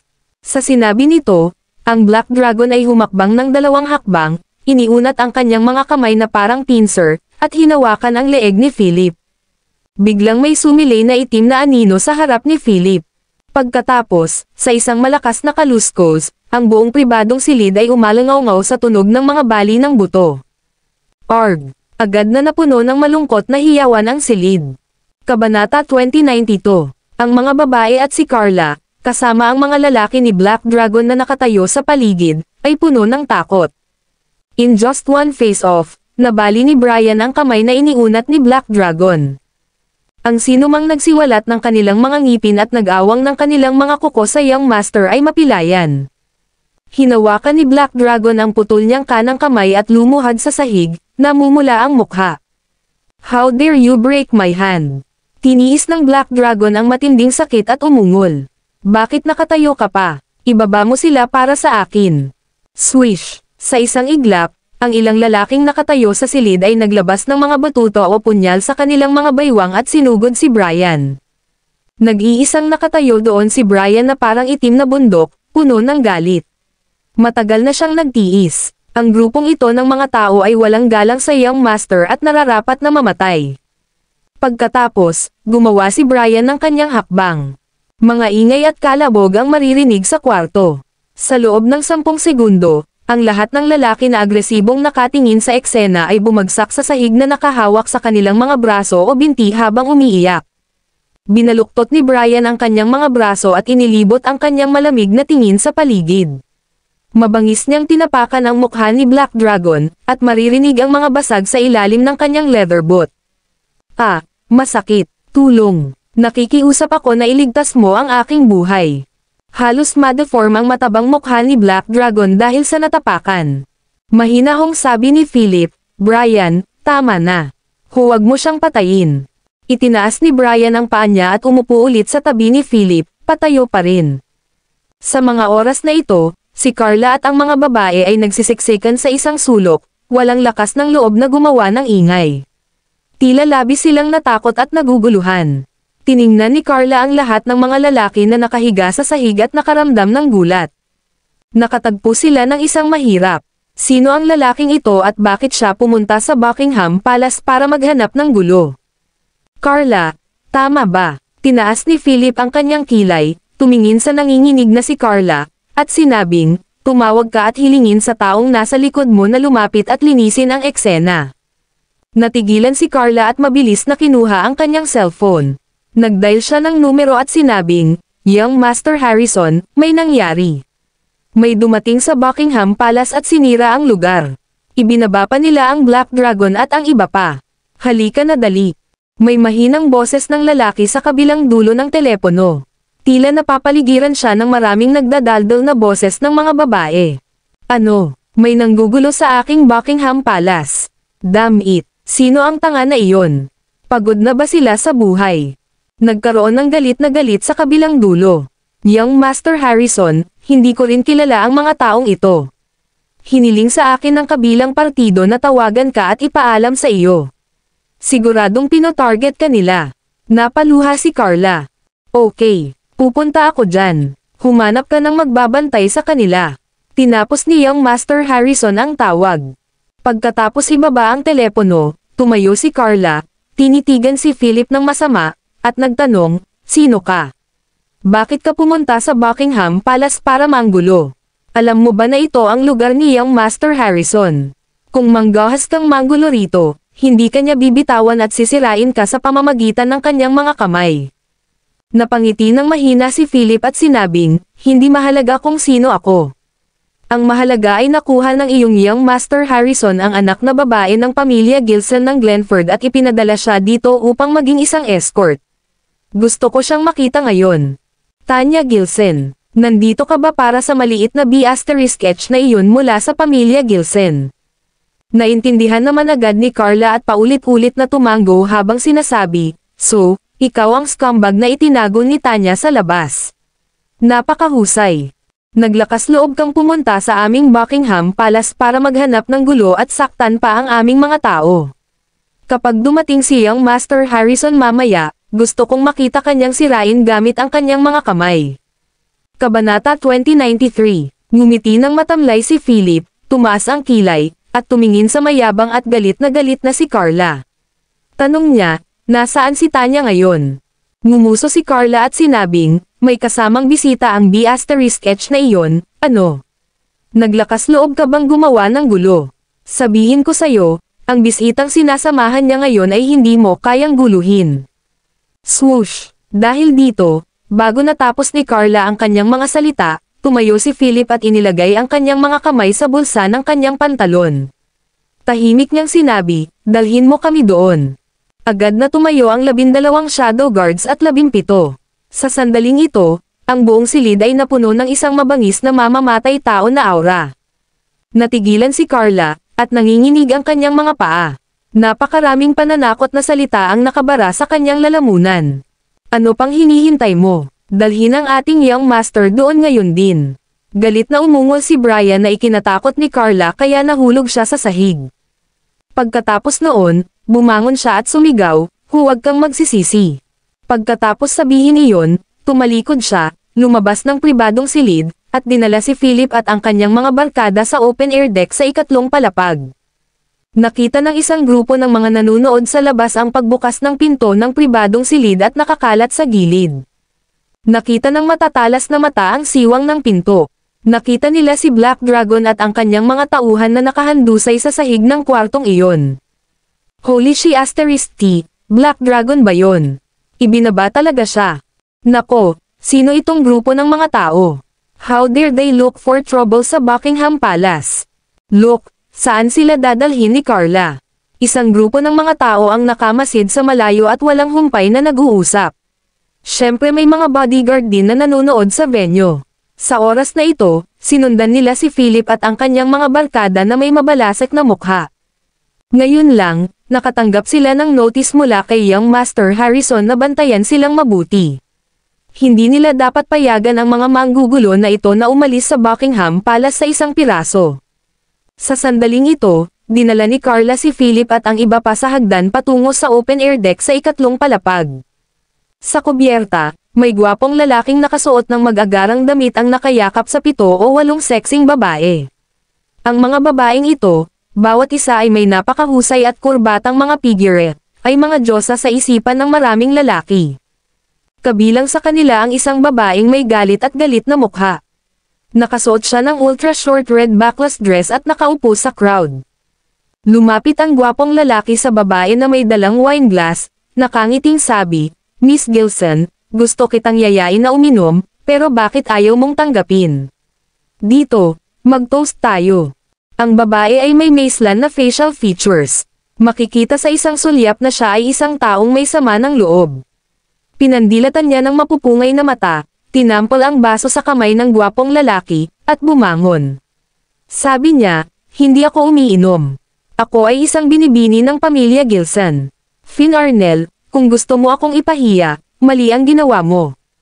Smack! Itinaas ng gwapong lalaki ang kamay at marahas na sinampal sa mukha si Tanya dahilan para mapa-atres ito at bumagsak sa sofa. Damn it, B*H. Mayroon ka bang pisngi na tawagin ang iyong sarili na isang babae ng pamilya Gilson? Ikaw ay walang iba kundi isang outcast ngayon, isang escort sa isang entertainment venue. Kung gusto kong uminom ka, kailangan mong uminom kasama ako. Puno ng galit si Finn habang itinaas ang kamay at hinawakan ang bote sa mesa. Pagkatapos, idiniin niya ang kanyang binti sa katawan ni Tanya, hinawakan ang baba nito, at ibinuhos sa bibig ni Tanya ang matapang na alak mula sa bote na nasa kamay nito. Sumunod ang isang sagupaan ng marahas na ubo. Nabulunan si Tanya sa matapang na alak sa kanyang lalamunan. Ang iba pang mga escort na nakakita ng eksenang ito sa sandaling ito ay nanunuya. Walang humakbang para magsalita ng ilang salita para sa kanya. "Hahaha, inumin mo na. Ngayong gabi, ihiga na kita sa kama. Gusto kong makita kung gaano kalinis at init ang layaw na anak ng pamilya Gilson." Malaswang ngumisi si Finn Arnell. Gayunpaman, sa sandaling ito, isang figure ang nakatayo sa kanyang likuran. Kabanata 2094. Bang! Sinipal ni Philip si Finn sa likod ng kanyang baywang. Lumipad palabas si Finn, tumama sa sofa sa gilid, at nahulog sa sahig. Natakot ang mga escort sa eksenang ito at naghiyawan habang nagsisiksikan sa sulok. Hindi sila naglakas loob na bumangon. F***, sino ta? Sino ang naglakas loob na sipain ako? Bumangon si Finn mula sa sahig at nakita ang isang lalaking malamig ang mukha sa harap niya na ang mga kamay ay nasa bulsa ng pantalon. Nakatitig sa kanya ang lalaki. Kumunot ang noo ni Finn, tinitigan si Philip, at umungol, "Who the F*** are you? Alam mo ba kung sino ako? How dare you kick me? Babaliin ko yang paa mo." Umungol si Finn at lumingalinga sa paligid, gustong tawagan ang mga kasama niyang bodyguard. Gayunpaman, napagtanto niya na nasa likod ni Philip ay nakatayo ang 12 kahangahangang lalaki at isang sexing babae.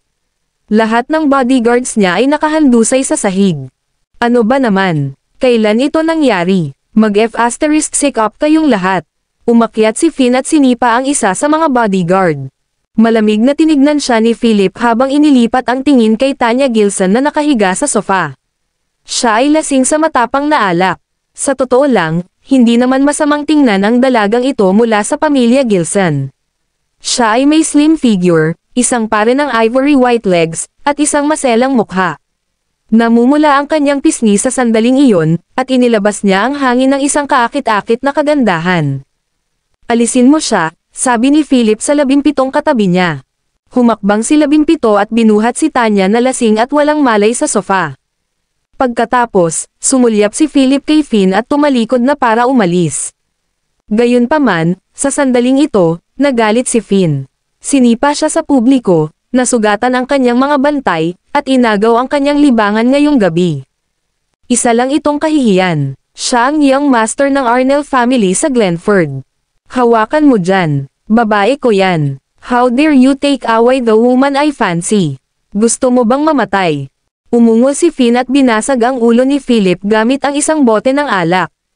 Bang! Isang crunching sound. Isang tigire, tulad ng isang saranggola na may putol na tali, na nabasag sa guardrail glass mula sa deck sa ikatlong palapag. Punong-puno ng hangin ang mga fragment ng salamin na may kulay na bahaghari. Pagkatapos, sa isang putok, nahulog si Finn sa dance floor sa unang palapag. Arg! Sa isang iglap, lahat ng nasa unang palapag sa dance floor ng Buckingham Palace ay nataranta at nagkahiwalay. Sa gitna ng dance floor, nakahandusay si Finn sa sahig, duguan ang bibig. Dilat ang kanyang mga mata habang nakatingin kay Philip na nakatayo sa ikatlong palapag, malamig na nakatingin sa kanya. Malamig na sinulyapan ni Brian si Finn sa gitna ng dance floor sa unang palapag. Sinabi niya, ang sino mang maglakas loob na magpakita ng layuning pumatay sa young master ay papatayin. Sa sandaling ito, si Carla ay nagmamadaling tumakbo pababa ng hagdan, tumayo sa harap ni Finn na nahulog sa isang pool ng dugo, at gumuho sa isang bantan. Young Master Finn, sigaw ni Carla, pero parang patay ang lalaking nakahandusay sa sahig.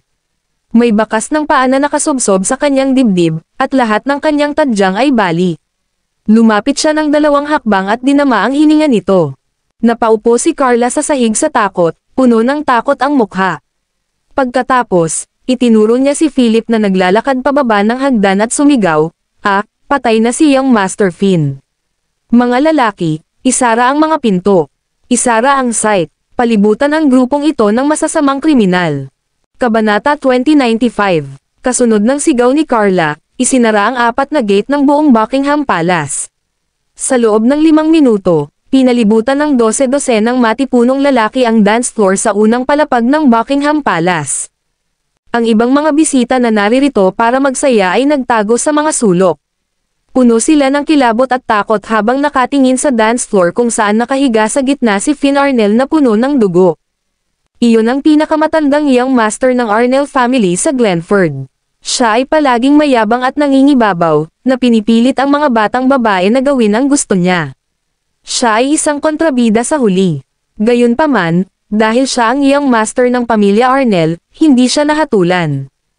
Sa kabila nito, patay na si Finn Arnell ngayon. Namatay siya sa Buckingham Palace. Sinipa siya hanggang sa mamatay ng isa sa mga tauhan ng hindi kilalang lalaki. Malaking balita ito. Mayayanig ang buong Glenford. Iyon ang pamilya Arnell. Sa Glenford, pangalawa lang ito sa pamilya Harrison. Isa sila sa 3 dakilang pamilya kay Glenford. Puno ng takot at takot si Carla habang nakatitig kay Philip at sa iba pang bumaba ng hagdan. Tinuro niya ang mga ito at sumigaw. Grabe ka talaga. Ito ang Buckingham Palace, isang turf na kabilang sa pinakamatandang young master ng pamilya Harrison. How dare you kill the young master of the Arnell family to death here? Tapos ka na. Wala ni isa sa inyo ang makakaalis. Walang pakialam na sinulyapan ni Philip si Finn na nakahiga sa gitna ng dance floor at mahinang sinabi, Arnell family. Napakalakas ba nila? Tama lang para sa isang kontrabida na gumagawa ng mga bagay na walang prinsipyo at pinipilit ang sarili sa mga batang babae na mamatay. Ano ang dapat ipagpatawad? Pagkasabi noon ay sinulyapan ni Philip ang matipunong lalaki na nakatayo sa likuran ni Carla. Ang mga taong ito ay may hawak na mga baseball bat o mahabang punyal sa kanilang mga kamay, lahat sila ay mukhang mabangis. Walang magawa si Philip, Ayaw niyang gumawa ng gulo at gusto lang niyang ilayo si Tanya Gilson, ngunit kung titingnan ang kasalukuyang sitwasyon, wala siyang ibang pagpipilian. Bibigyan kita ng pagpipilian. Umalis ka sa daan at magiging ligtas at maayos ang lugar na ito. Kung pipilitin mong harangan kami, pasensya na. Ang Buckingham Palace ay jejebane ngayong gabi at magiging isang makasaysayang gusali sa Glenford. Kalmadong sabi ni Philip habang sumili ang matigas na tingin sa gilid ng kanyang mga mata. Nang marinig iyon ni Carla ay sumabog siya sa galit at umungol. Mapangahas, pinatay mo ang iyong master ng pamilya Arnel at gusto mong umalis. Mangarap ka, may pinadala na ako para ipaalam sa pamilya Arnel, maghintay ka lang. Pagdating ng mga miyembro ng pamilya Arnel mamaya, lahat kayo ay ililibing kasama si iyong Master Finn. Galit na galit at takot at the same time si Carla. Naglakas loob pa ang grupong ito na patayin ang iyong master ng pamilya Arnel. Masyado lang silang mayabang. Kaya, ikanaway ni Carla ang kanyang kamay at sumigaw, lahat, ibaba mo sila para sa akin. Hihintayin namin si iyong Master Harrison at ang mga tao ng pamilya Arnel na dumating at pinag-uusapan sila. Kung tutusin, kinailangan ni Carla na managot ngayong nangyari ang ganitong malaking insidente sa Buckingham Palace. Kung hindi niya ibababa si Philip at ang iba pa, siguradong patay na siya. Kahit na walang ginawa sa kanya si iyong Master Harrison, ang inaasahang mangyayari mula sa pamilya Arnel ay maaaring pumatay sa kanya. Kaya naman, dapat ibagsak ni Carla si Philip at ang kanyang barkada. Pagkatapos, hihintayin nila si iyong Master Harrison at ang pamilyang Arnel. Swoosh! Sa isang iglap, mahigit 100 matipunong lalaki na may hawak na mga pamalo at punyal ang sumugod kay Philip at sa kanyang mga tao. 11, na kilala rin bilang Brian Pascal, ay sumulong sa sandaling ito. Tumayo siya sa harap ni Philip. Sa nagliliyab na mga mata at nagngangalit na lamig mula sa kanyang katawan, siya ay sumigaw sa grupo, kung maglakas loob kayong ipakita ang inyong hangarin sa pagpatay sa iyong master, papatayin kayo. Bang! Sa sandaling lumabas ang mga salita sa kanyang bibig, mabilis at mabangis siyang sumugod na parang humanoid Tyrannosaurus. Sa isang sipa, lumipad ng ilang metro ang isang matipunong lalaki na dumating sa harapan niya. Hinampas niya ng malakas ang bar counter. Nagkapira-piraso ang lahat ng baso at bote ng alak sa counter. Bumagsak ang lalaki sa sahig habang nakahawak sa dibdib at tumalsik ng dugo. Namatay siya na dilat ang mga mata.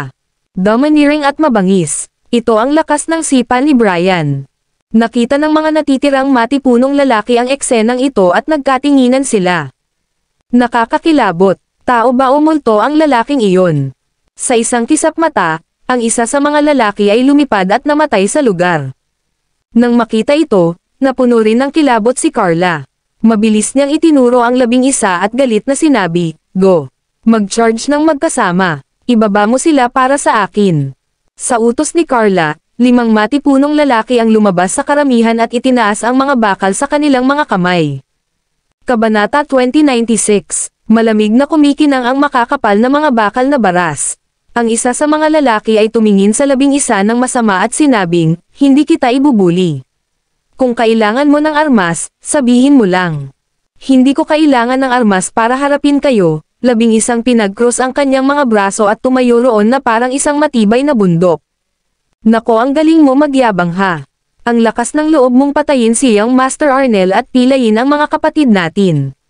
Mamaya, hahayaan kitang matikman kung ano ang pakiramdam ng mabali ang iyong mga paa." Mga lalaki, singil.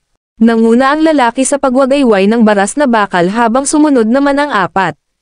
Sa isang iglap, nakaiwas ang 11 sa humahampas na bakal at sinamantala ang pagkakataong hawakan ang braso ng lalaki. Nilakasan niya ang puwersa sa magkabilang kamay at nabali ang mga braso ng lalaki. Arg! Malungkot na sigaw ng lalaki at agad na naramdaman ang pag-ikot ng kanyang katawan. Kaagad, nakipagpalitan siya ng pwesto sa 11. Ang matipunong lalaki, na na-distort ang mukha, ay may nakitang takot sa kanyang mga mata. Bilang isang bihasang manlalaban, nahulaan na niya ang sitwasyong kakaharapin niya. Beef! Putok! Putok! Umalangaw-ngaw ang sunod-sunod na tunog ng tumama ang mga bakal ng 4 sa likod ng matipunong lalaki. Naramdaman ng matipunong lalaki na nabasag ang kanyang mga tadyang at gulugad. Ang kanyang katawan ay bumuhos sa malamig na pawis, at ang kanyang mukha ay namumula sa sakit. Ako ay namamatay. Paos na sigaw ng lalaki. Nakatulala pa rin ang apat sa kanya ng sipin na nilabing isa ang tiyan ng matipunong lalaki at pinalipad siya sa apat. Nang magagawa ng apat na tulungan ang lalaki, sinamantala ng 11 ang pagkakataon na sumugod palabas at mabilis na inindayog ang kanyang kamao, na tinamaan ang apat na lalaki sa kanilang mukha. Sunod-sunod na malungkot na hiyawan ang umalangaw-ngaw, at sa isang kisap mata, natamba na ng 11 ang apat pa sa lupa. Matapos alagaan ang lahat, tinapakan ng 11 ang mukha ng matipunong lalaki at nakangiting sinabi, "Nagulat ka ba? Wolfman, tulungan mo ako. Naghihingalo na ako. Dalhin mo ako sa ospital," mahinang sabi ng matipunong lalaki. Napatulala ang isang grupo ng matitibay na lalaki na nanonood sa venue. Ang ganitong malinis na kuha ay tila sa mga pelikula lamang lumabas. Mukhang kahanga-hanga. Mukhang mas magaling siya kay Wolfman. Sa kanilang 5 na nagtutulungan, kahit si Wolfman ay hindi makatagal. Talagang eksperto ang taong ito. I wonder kung gaano na siya katagal nagpa-practice. Kung gumala siya sa mga kalye ng underground Glenford gamit ang mga kasanayang iyon, tiyak na siya ay isang sumisikat na bituin. Sa gilid, ang mukha ni Wolfman ay naging kakilakilabot habang nakatayo sa tabi ni Carla dahil sinabi ng kanyang mga kampan na hindi siya kasing galing ng 11 na nakatayo sa harap ni Philip. Sa katunayan, alam din ni Wolfman na hindi siya katugma sa 11. "Buddy, mayroon kang mahusay na mga kasanayan. Bakit hindi mo sasabihin sa amin ang iyong titulo?" tanong ni Wolfman. Ang grupong ito ng mga tao ay hindi ganoon kasimple. May isa pang 11 lalaki at isang babae na nakatayo sa lugar. Isang lalaki lang ang nagpabagsak ng 6 sa kanyang mga nasasakupan sa isang iglap. Ang lakas na ito ay nakita lamang sa mga espesyal na mandirigmang labanan.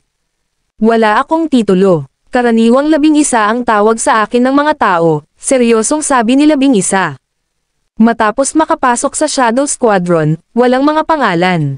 Brian Pascal ang kanyang pangalan noon pa man, ngunit kakaunti na ang tumawag sa kanya noon. Nang marinig ang mga salita ni 11, nagdilim ang mukha ni Wolfman at malamig niyang sinabi, "Kaibigan, hindi tama na gawin mo ito. Sa Buckingham Palace, pinatay mo ang iyong master ng pamilya Arnell, pinatay ang isa sa mga kapatid ko, at nasugatan ang 5 sa kanila. Ito ay nakamamatay na awayan. At saka, siguradong hindi ka pakakawalan ni iyong master Harrison at ng pamilya Arnell. Pinapayuhan ko kayo na masunurin isuko ang inyong sarili." Sa mga sandaling ito, si Philip, na nakatayo sa likod ng 11, ay ibinuka ang kanyang mga labi at nanguuyam na sinabi, "Labanan mo kung gusto mo o mawala ka kung ayaw mo. Cut the crap. Damn it, iyon ba ang tamang paraan para makipag-usap kay Wolfman?" Iritadong umungol ang isang kababata. Ang mga tao ni Wolfman ay may galit sa kanilang mga mata habang nakatingin sila kay Philip. Parang gusto nila siyang kainin. "Grabe ang lakas ng loob, ha? Dahil tinanggihan mo ang aming mabait na alok, maaari lang kaming maging bastos sa iyo."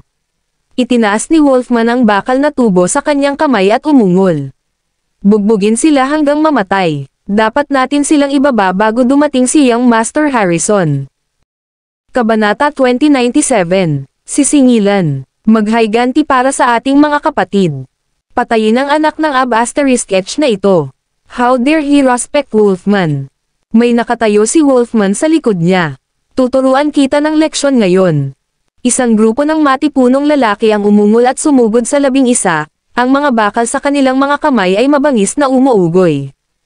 Nang makita ng mga nakapaligid na bisita ang eksenang ito, namutla ang kanilang mga mukha. Lumingon sila at hindi na naglakas loob na tumingin pa. Maraming kababaihan ang nagtatakip sa kanilang mga mukha, natatakot na makita si Philip at iba pa na binubugbog sa isang pulpol. Bagamat medyo kahanga-hanga ang mga kasanayan ni 11 ngayon, nalampasan niya ang bilang. Bukod dito, mayroong 12 mapupunong lalaki na dinala ni Wolfman. Maaaring makita ng sino mang may matalinong mata na ang mga taong ito tulad ni Wolfman ay mga piling mandirigma na tiyak na karanasan sa labanan. Hindi sila maihahambing sa mga ordinaryong punk sa kalye. Tapos na. Natatakot akong madamay ang buhay ng tao sa pagkakataong ito. Ano ang dapat nating gawin? Kung may napatay, Natatakot ako na kailangang isara ang Buckingham Palace. Wala na tayong lugar para magsaya. Huwag mag-alala, kung may mangyari sa Buckingham Palace, natural na magkakaroon ng paraan si Young Master Harrison para mahawakan ito. Maraming tao ang nag-aalala sa ngalan ni Philip. Kung tutusin, kilalang-kilala si Finn Arnell na mayabang at nangingibabaw. Sa pamamagitan ng pagpatay kay Finn ngayon, tinulungan din sila ng mga tao ni Philip na ilabas ang kanilang mga pagkabigo. Sa kabilang panig, sumigaw si Wolfman at inutusan ang kanyang mga kampan na sumulong ngunit nahuli siya, hindi ng ahas na humakbang pasulong. Pinalibutan ng grupo ng mga tao ang 11 at ang kanyang barkada. Nang gustong kumilos ng 11, humakbang si Philip, hinawakan ang balikat ni 11, at nakangiting sinabing, "Gagawin ko." Matapos sabihin iyon, ang nagngangalit na hangarin sa pagpatay ay lumabas sa kanyang katawan. Ang nakapaligid na mga kampan ay patuloy na lumilipad habang ang mga bakanteng espasyo sa kanilang paligid ay napuno ng mas natalong mga kampan.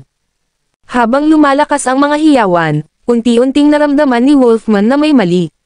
Ang mga lumilipad palabas ay pawang mga kampan niya, at dumarami ang mga taong lumilipad palabas. Ano ba ang nangyayari? Hindi man lang siya mapatay ng ganitong karaming tao. Ipis ba siya? Nagtatakang sabi ni Wolfman at sumilip sa gilid ni Carla. Hindi pa nakatagpo si Wolfman ng ganoong kakaibang laban. Sa pangkalahatan, ang taong kinubkob sa ilalim ng gayong mga kalagayan ay maaaring hindi tumagal ng higit sa kalahating minuto.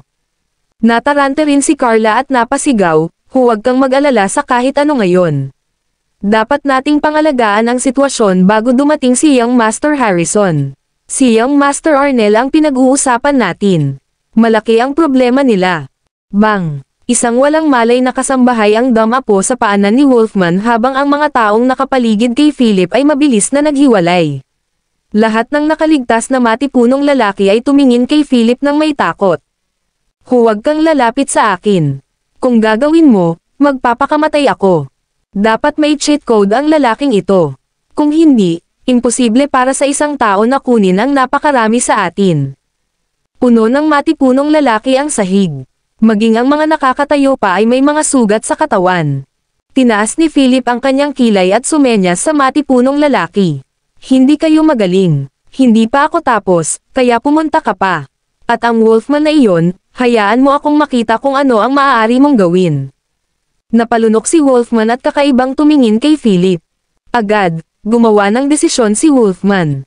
Tiyak na imposible ang pakikipaglaban, kaya ang pagtakas ay ang pinakamagandang pagpipilian dito. Inihagis ni Wolfman ang bakal kay Philip at tumalikod na tumakbo, gustong tumakbo palabas at humingi ng tulong. Ngumisi si Philip, itinaas ang kamay para saluhin ang bakal na ibinato sa kanya, at ibinato iyon kay Wolfman na tumatakbo. "Bumaba ka, walang sino man sa inyo ang makakatakas ngayon."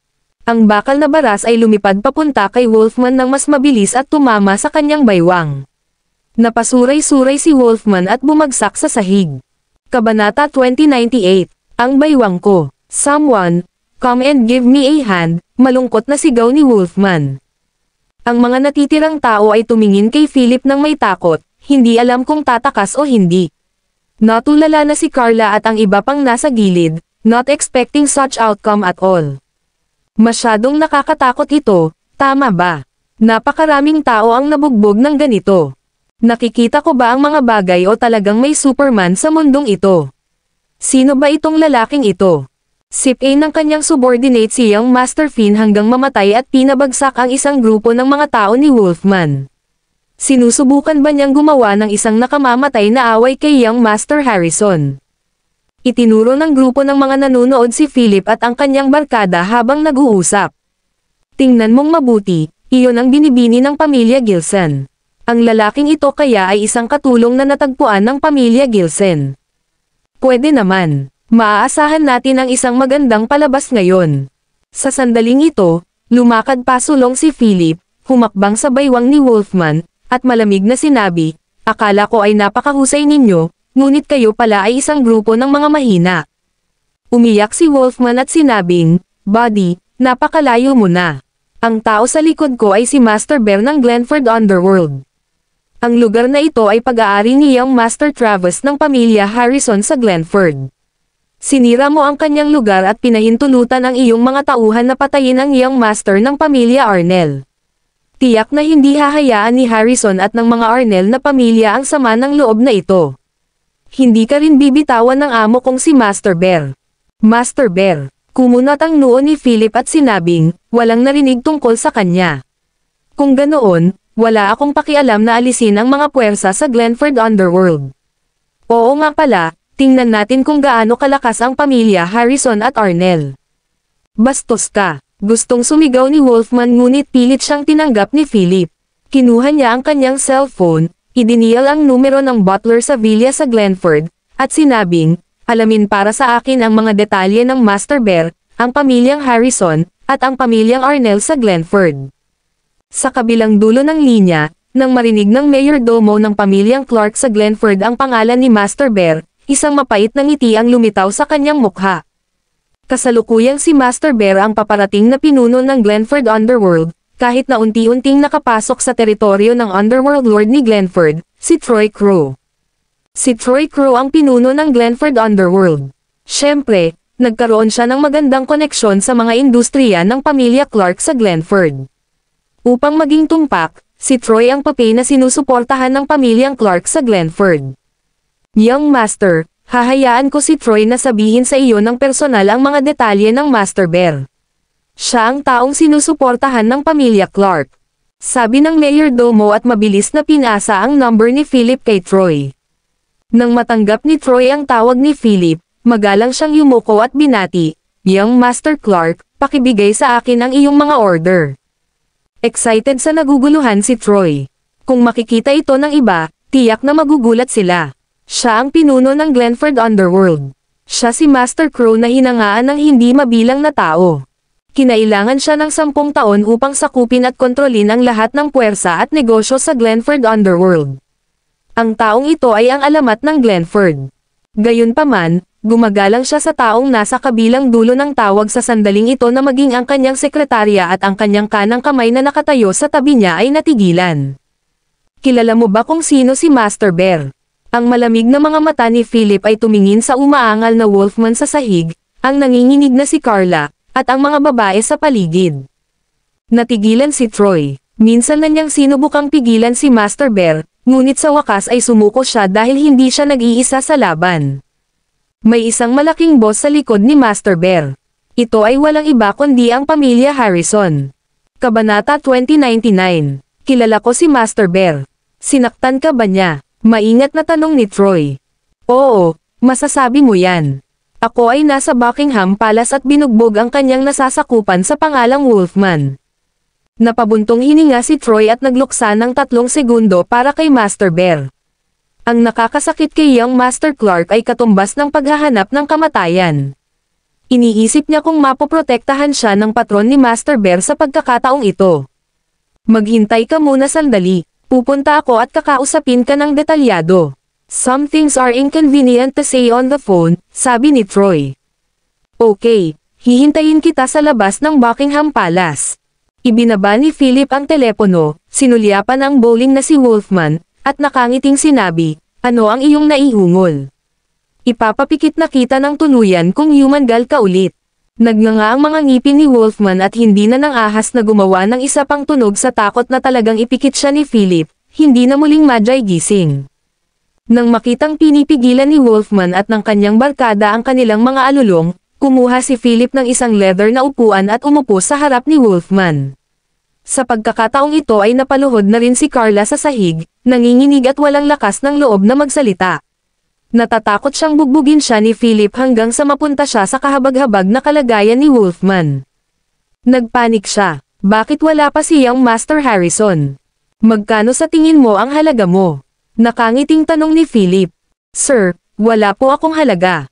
Si Master Bear ay palaging kinikilala ang pera at hindi ang mga tao. Ang mga nabigo sa kanya ay nasa basura, at hindi siya kailanman nagbabayad ng ransom, sabi ni Wolfman na nalulungkot. Tawagan ang iyong boss at hayaan mo akong makipag-usap sa kanya. Napaisip sandali si Philip at sinabing. Agad na kinuha ni Wolfman ang kanyang telepono at dinial ang numero ni Master Bear. Master Bear. Nataranta at nanginginig si Wolfman habang nagsasalita. Wolfie, bakit mo ako tinatawag ng ganitong oras? Nagtatakang tanong ni Master Bear. Master Bear, nasira ang ating venue at pinipigilan tayo ng kabilang partido. Gusto mong makausap sa telepono. Napatingin si Wolfman kay Philip. Ano? Nasira ang Buckingham Palace. Sino ang kabilang partido? Iritadong umungal si Master Bear. Nanginginig si Wolfman at walang sinabi. Sir, konektado na ang tawag. Kinuha ni Philip ang telepono at sinabi, Master Bear, kung gusto mong mabuhay ang iyong mga tauhan, magpadala ng ransom ng higit 10 milyong dolyar. Tandaan, ito ay 10 milyon bawat tao. Sa tansya ko, mahigit 30 ang tao dito. Bibigyan kita ng discount, 300 million, paano yan? Isang kargada ng toro. Kung gusto mo silang patayin, sige. Ang pera ay hindi para sa talakayan. At saka, sinasabi ko sa iyo, huwag mong isipin na tapos na ang paggamit nito. Pahihirapan kita mamaya, panggal ni Master Bear. Parang wala sa table ang mapayapang negosasyon. Kung ganoon, we can only resort to violence, walang pakialam na sabi ni Philip. Parang narinig niya ang isang malaking biro, tumawa si Master Bear at sinabing, nakakatuwa talaga. Sino ka sa palagay mo para gumamit ng karahasan? Kung maglakas loob kang gumawa ng gulo sa Buckingham Palace, hindi lang ako kundi si Young Master Harrison ang hahabulin ka rin. Hihihi, ngumisi si Philip at in-end ang tawag. Ibinato niya ang telepono sa mukha ni Wolfman at sinabing, mukhang wala ka sa magandang posisyon. Ang iyong amo ay hindi maglalabas ng kahit 1 sentimos para bilhin ang iyong buhay. Nanatiling tahimik si Wolfman at walang magawang bumantong hininga. Pagkatapos noon, tumayo si Philip, tumingin sa paligid, at sinabi kay Carla na nakaluhod sa sahig, sige, dahil hindi pa dumarating si Young Master Harrison, aalis muna ako. Kung darating siya, pwede mo siyang sabihin na hanapin ako sa Sparrow Villa. Ang pangalan ko ay Philip Clark at hihintayin ko siya.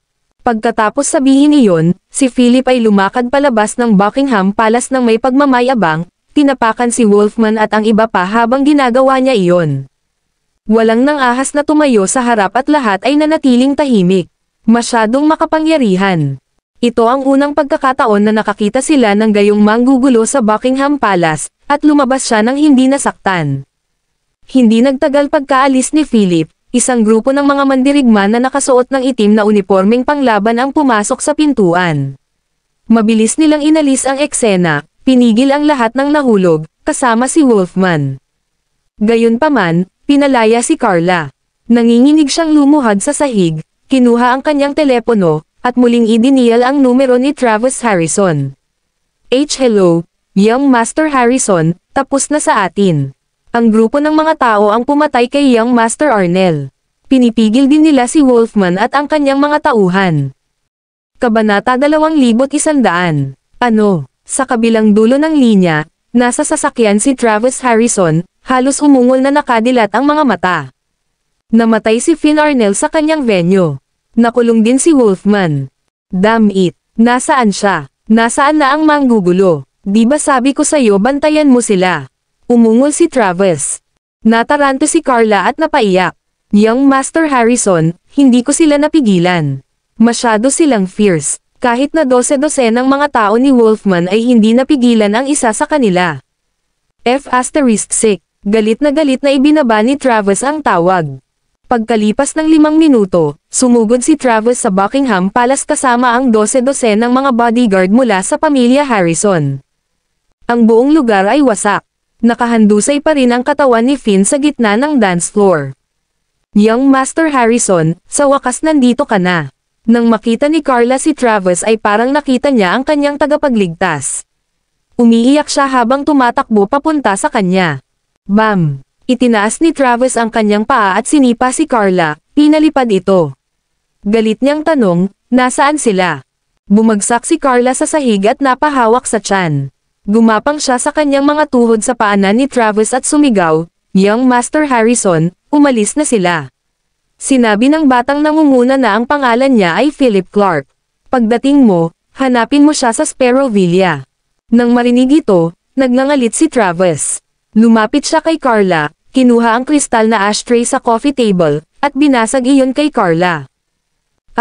Umalangaw ang malungkot na hiyawan sa buong Buckingham Palace. Maya-maya ay puno na ng dugo ang mga kamay ni Travis habang binababa ang ashtray na nabahiran na ng pula. Hinailan niya ang tali sa kanyang leeg, huminga ng malalim, at nagmura, isang bangkos ng basura. Itapon mo siya sa mga bundok at ilibing mo siya. 2 bodyguard ng pamilya Harrison ang humakbang, kinaladkad si Carla, at umalis sa Buckingham Palace. Pagkatapos noon, naglakad si Travis papunta sa gitna ng dance floor, tiningnan ang malamig na katawan ni Finn, at diniyal ang numero ng pamilya Arnell na may masamang tingin sa mga mata. Kasabay nito, nagmamadaling sumugod si Troy Crow sa isang maliit na parke na napagkasunduan niya sa lokasyon kasama si Philip. Nang makita si Wolfman at ang kanyang barkada sa open space, natigilan si Troy. Ito ba ang iyong gawa? Nagtatakang tanong ni Troy. Ang young master na si Clark sa kanyang harapan ay napakabata, ngunit ang 13 kataong nakatayo sa tabi niya ay pawang mga eksperto. Ang intensity na nagmumula sa kanila ay sapat na upang magdulot ng alarma sa milya-milya sa paligid. Nag-exercise lang ako ng kaunti, sabi ni Philip na nakangisi. Nakakamangha ka talaga, sa kotse tayo mag-usap. Napatingin si Troy sa mga tao sa paligid niya. Tumanggaw si Philip at sumunod kay Troy sa sasakyan. Mabilis na umangat si Master Bear sa paglipas ng mga taon at inalis ang marami sa aking negosyo. Bago ito, nakipagsanib puwersa ako sa kanilang figure sa Glenford para sugpuin si Master Bear, ngunit hindi nagtagal ay nakatagpo kami ng kanilang mga hadlang. Prangka na wika ni Troy at naging pangit ang ekspresyon nito. Nagulat si Philip kay Troy. Bakit ganun? Hindi kaya napigilan ninyo lahat si Master Bear. Maraming salamat mga ka-master sa walang sawang pagsusubaybay, isang like, share, and subscribe naman dyan mga ka-master. Abangan ang susunod pang mga kabanata.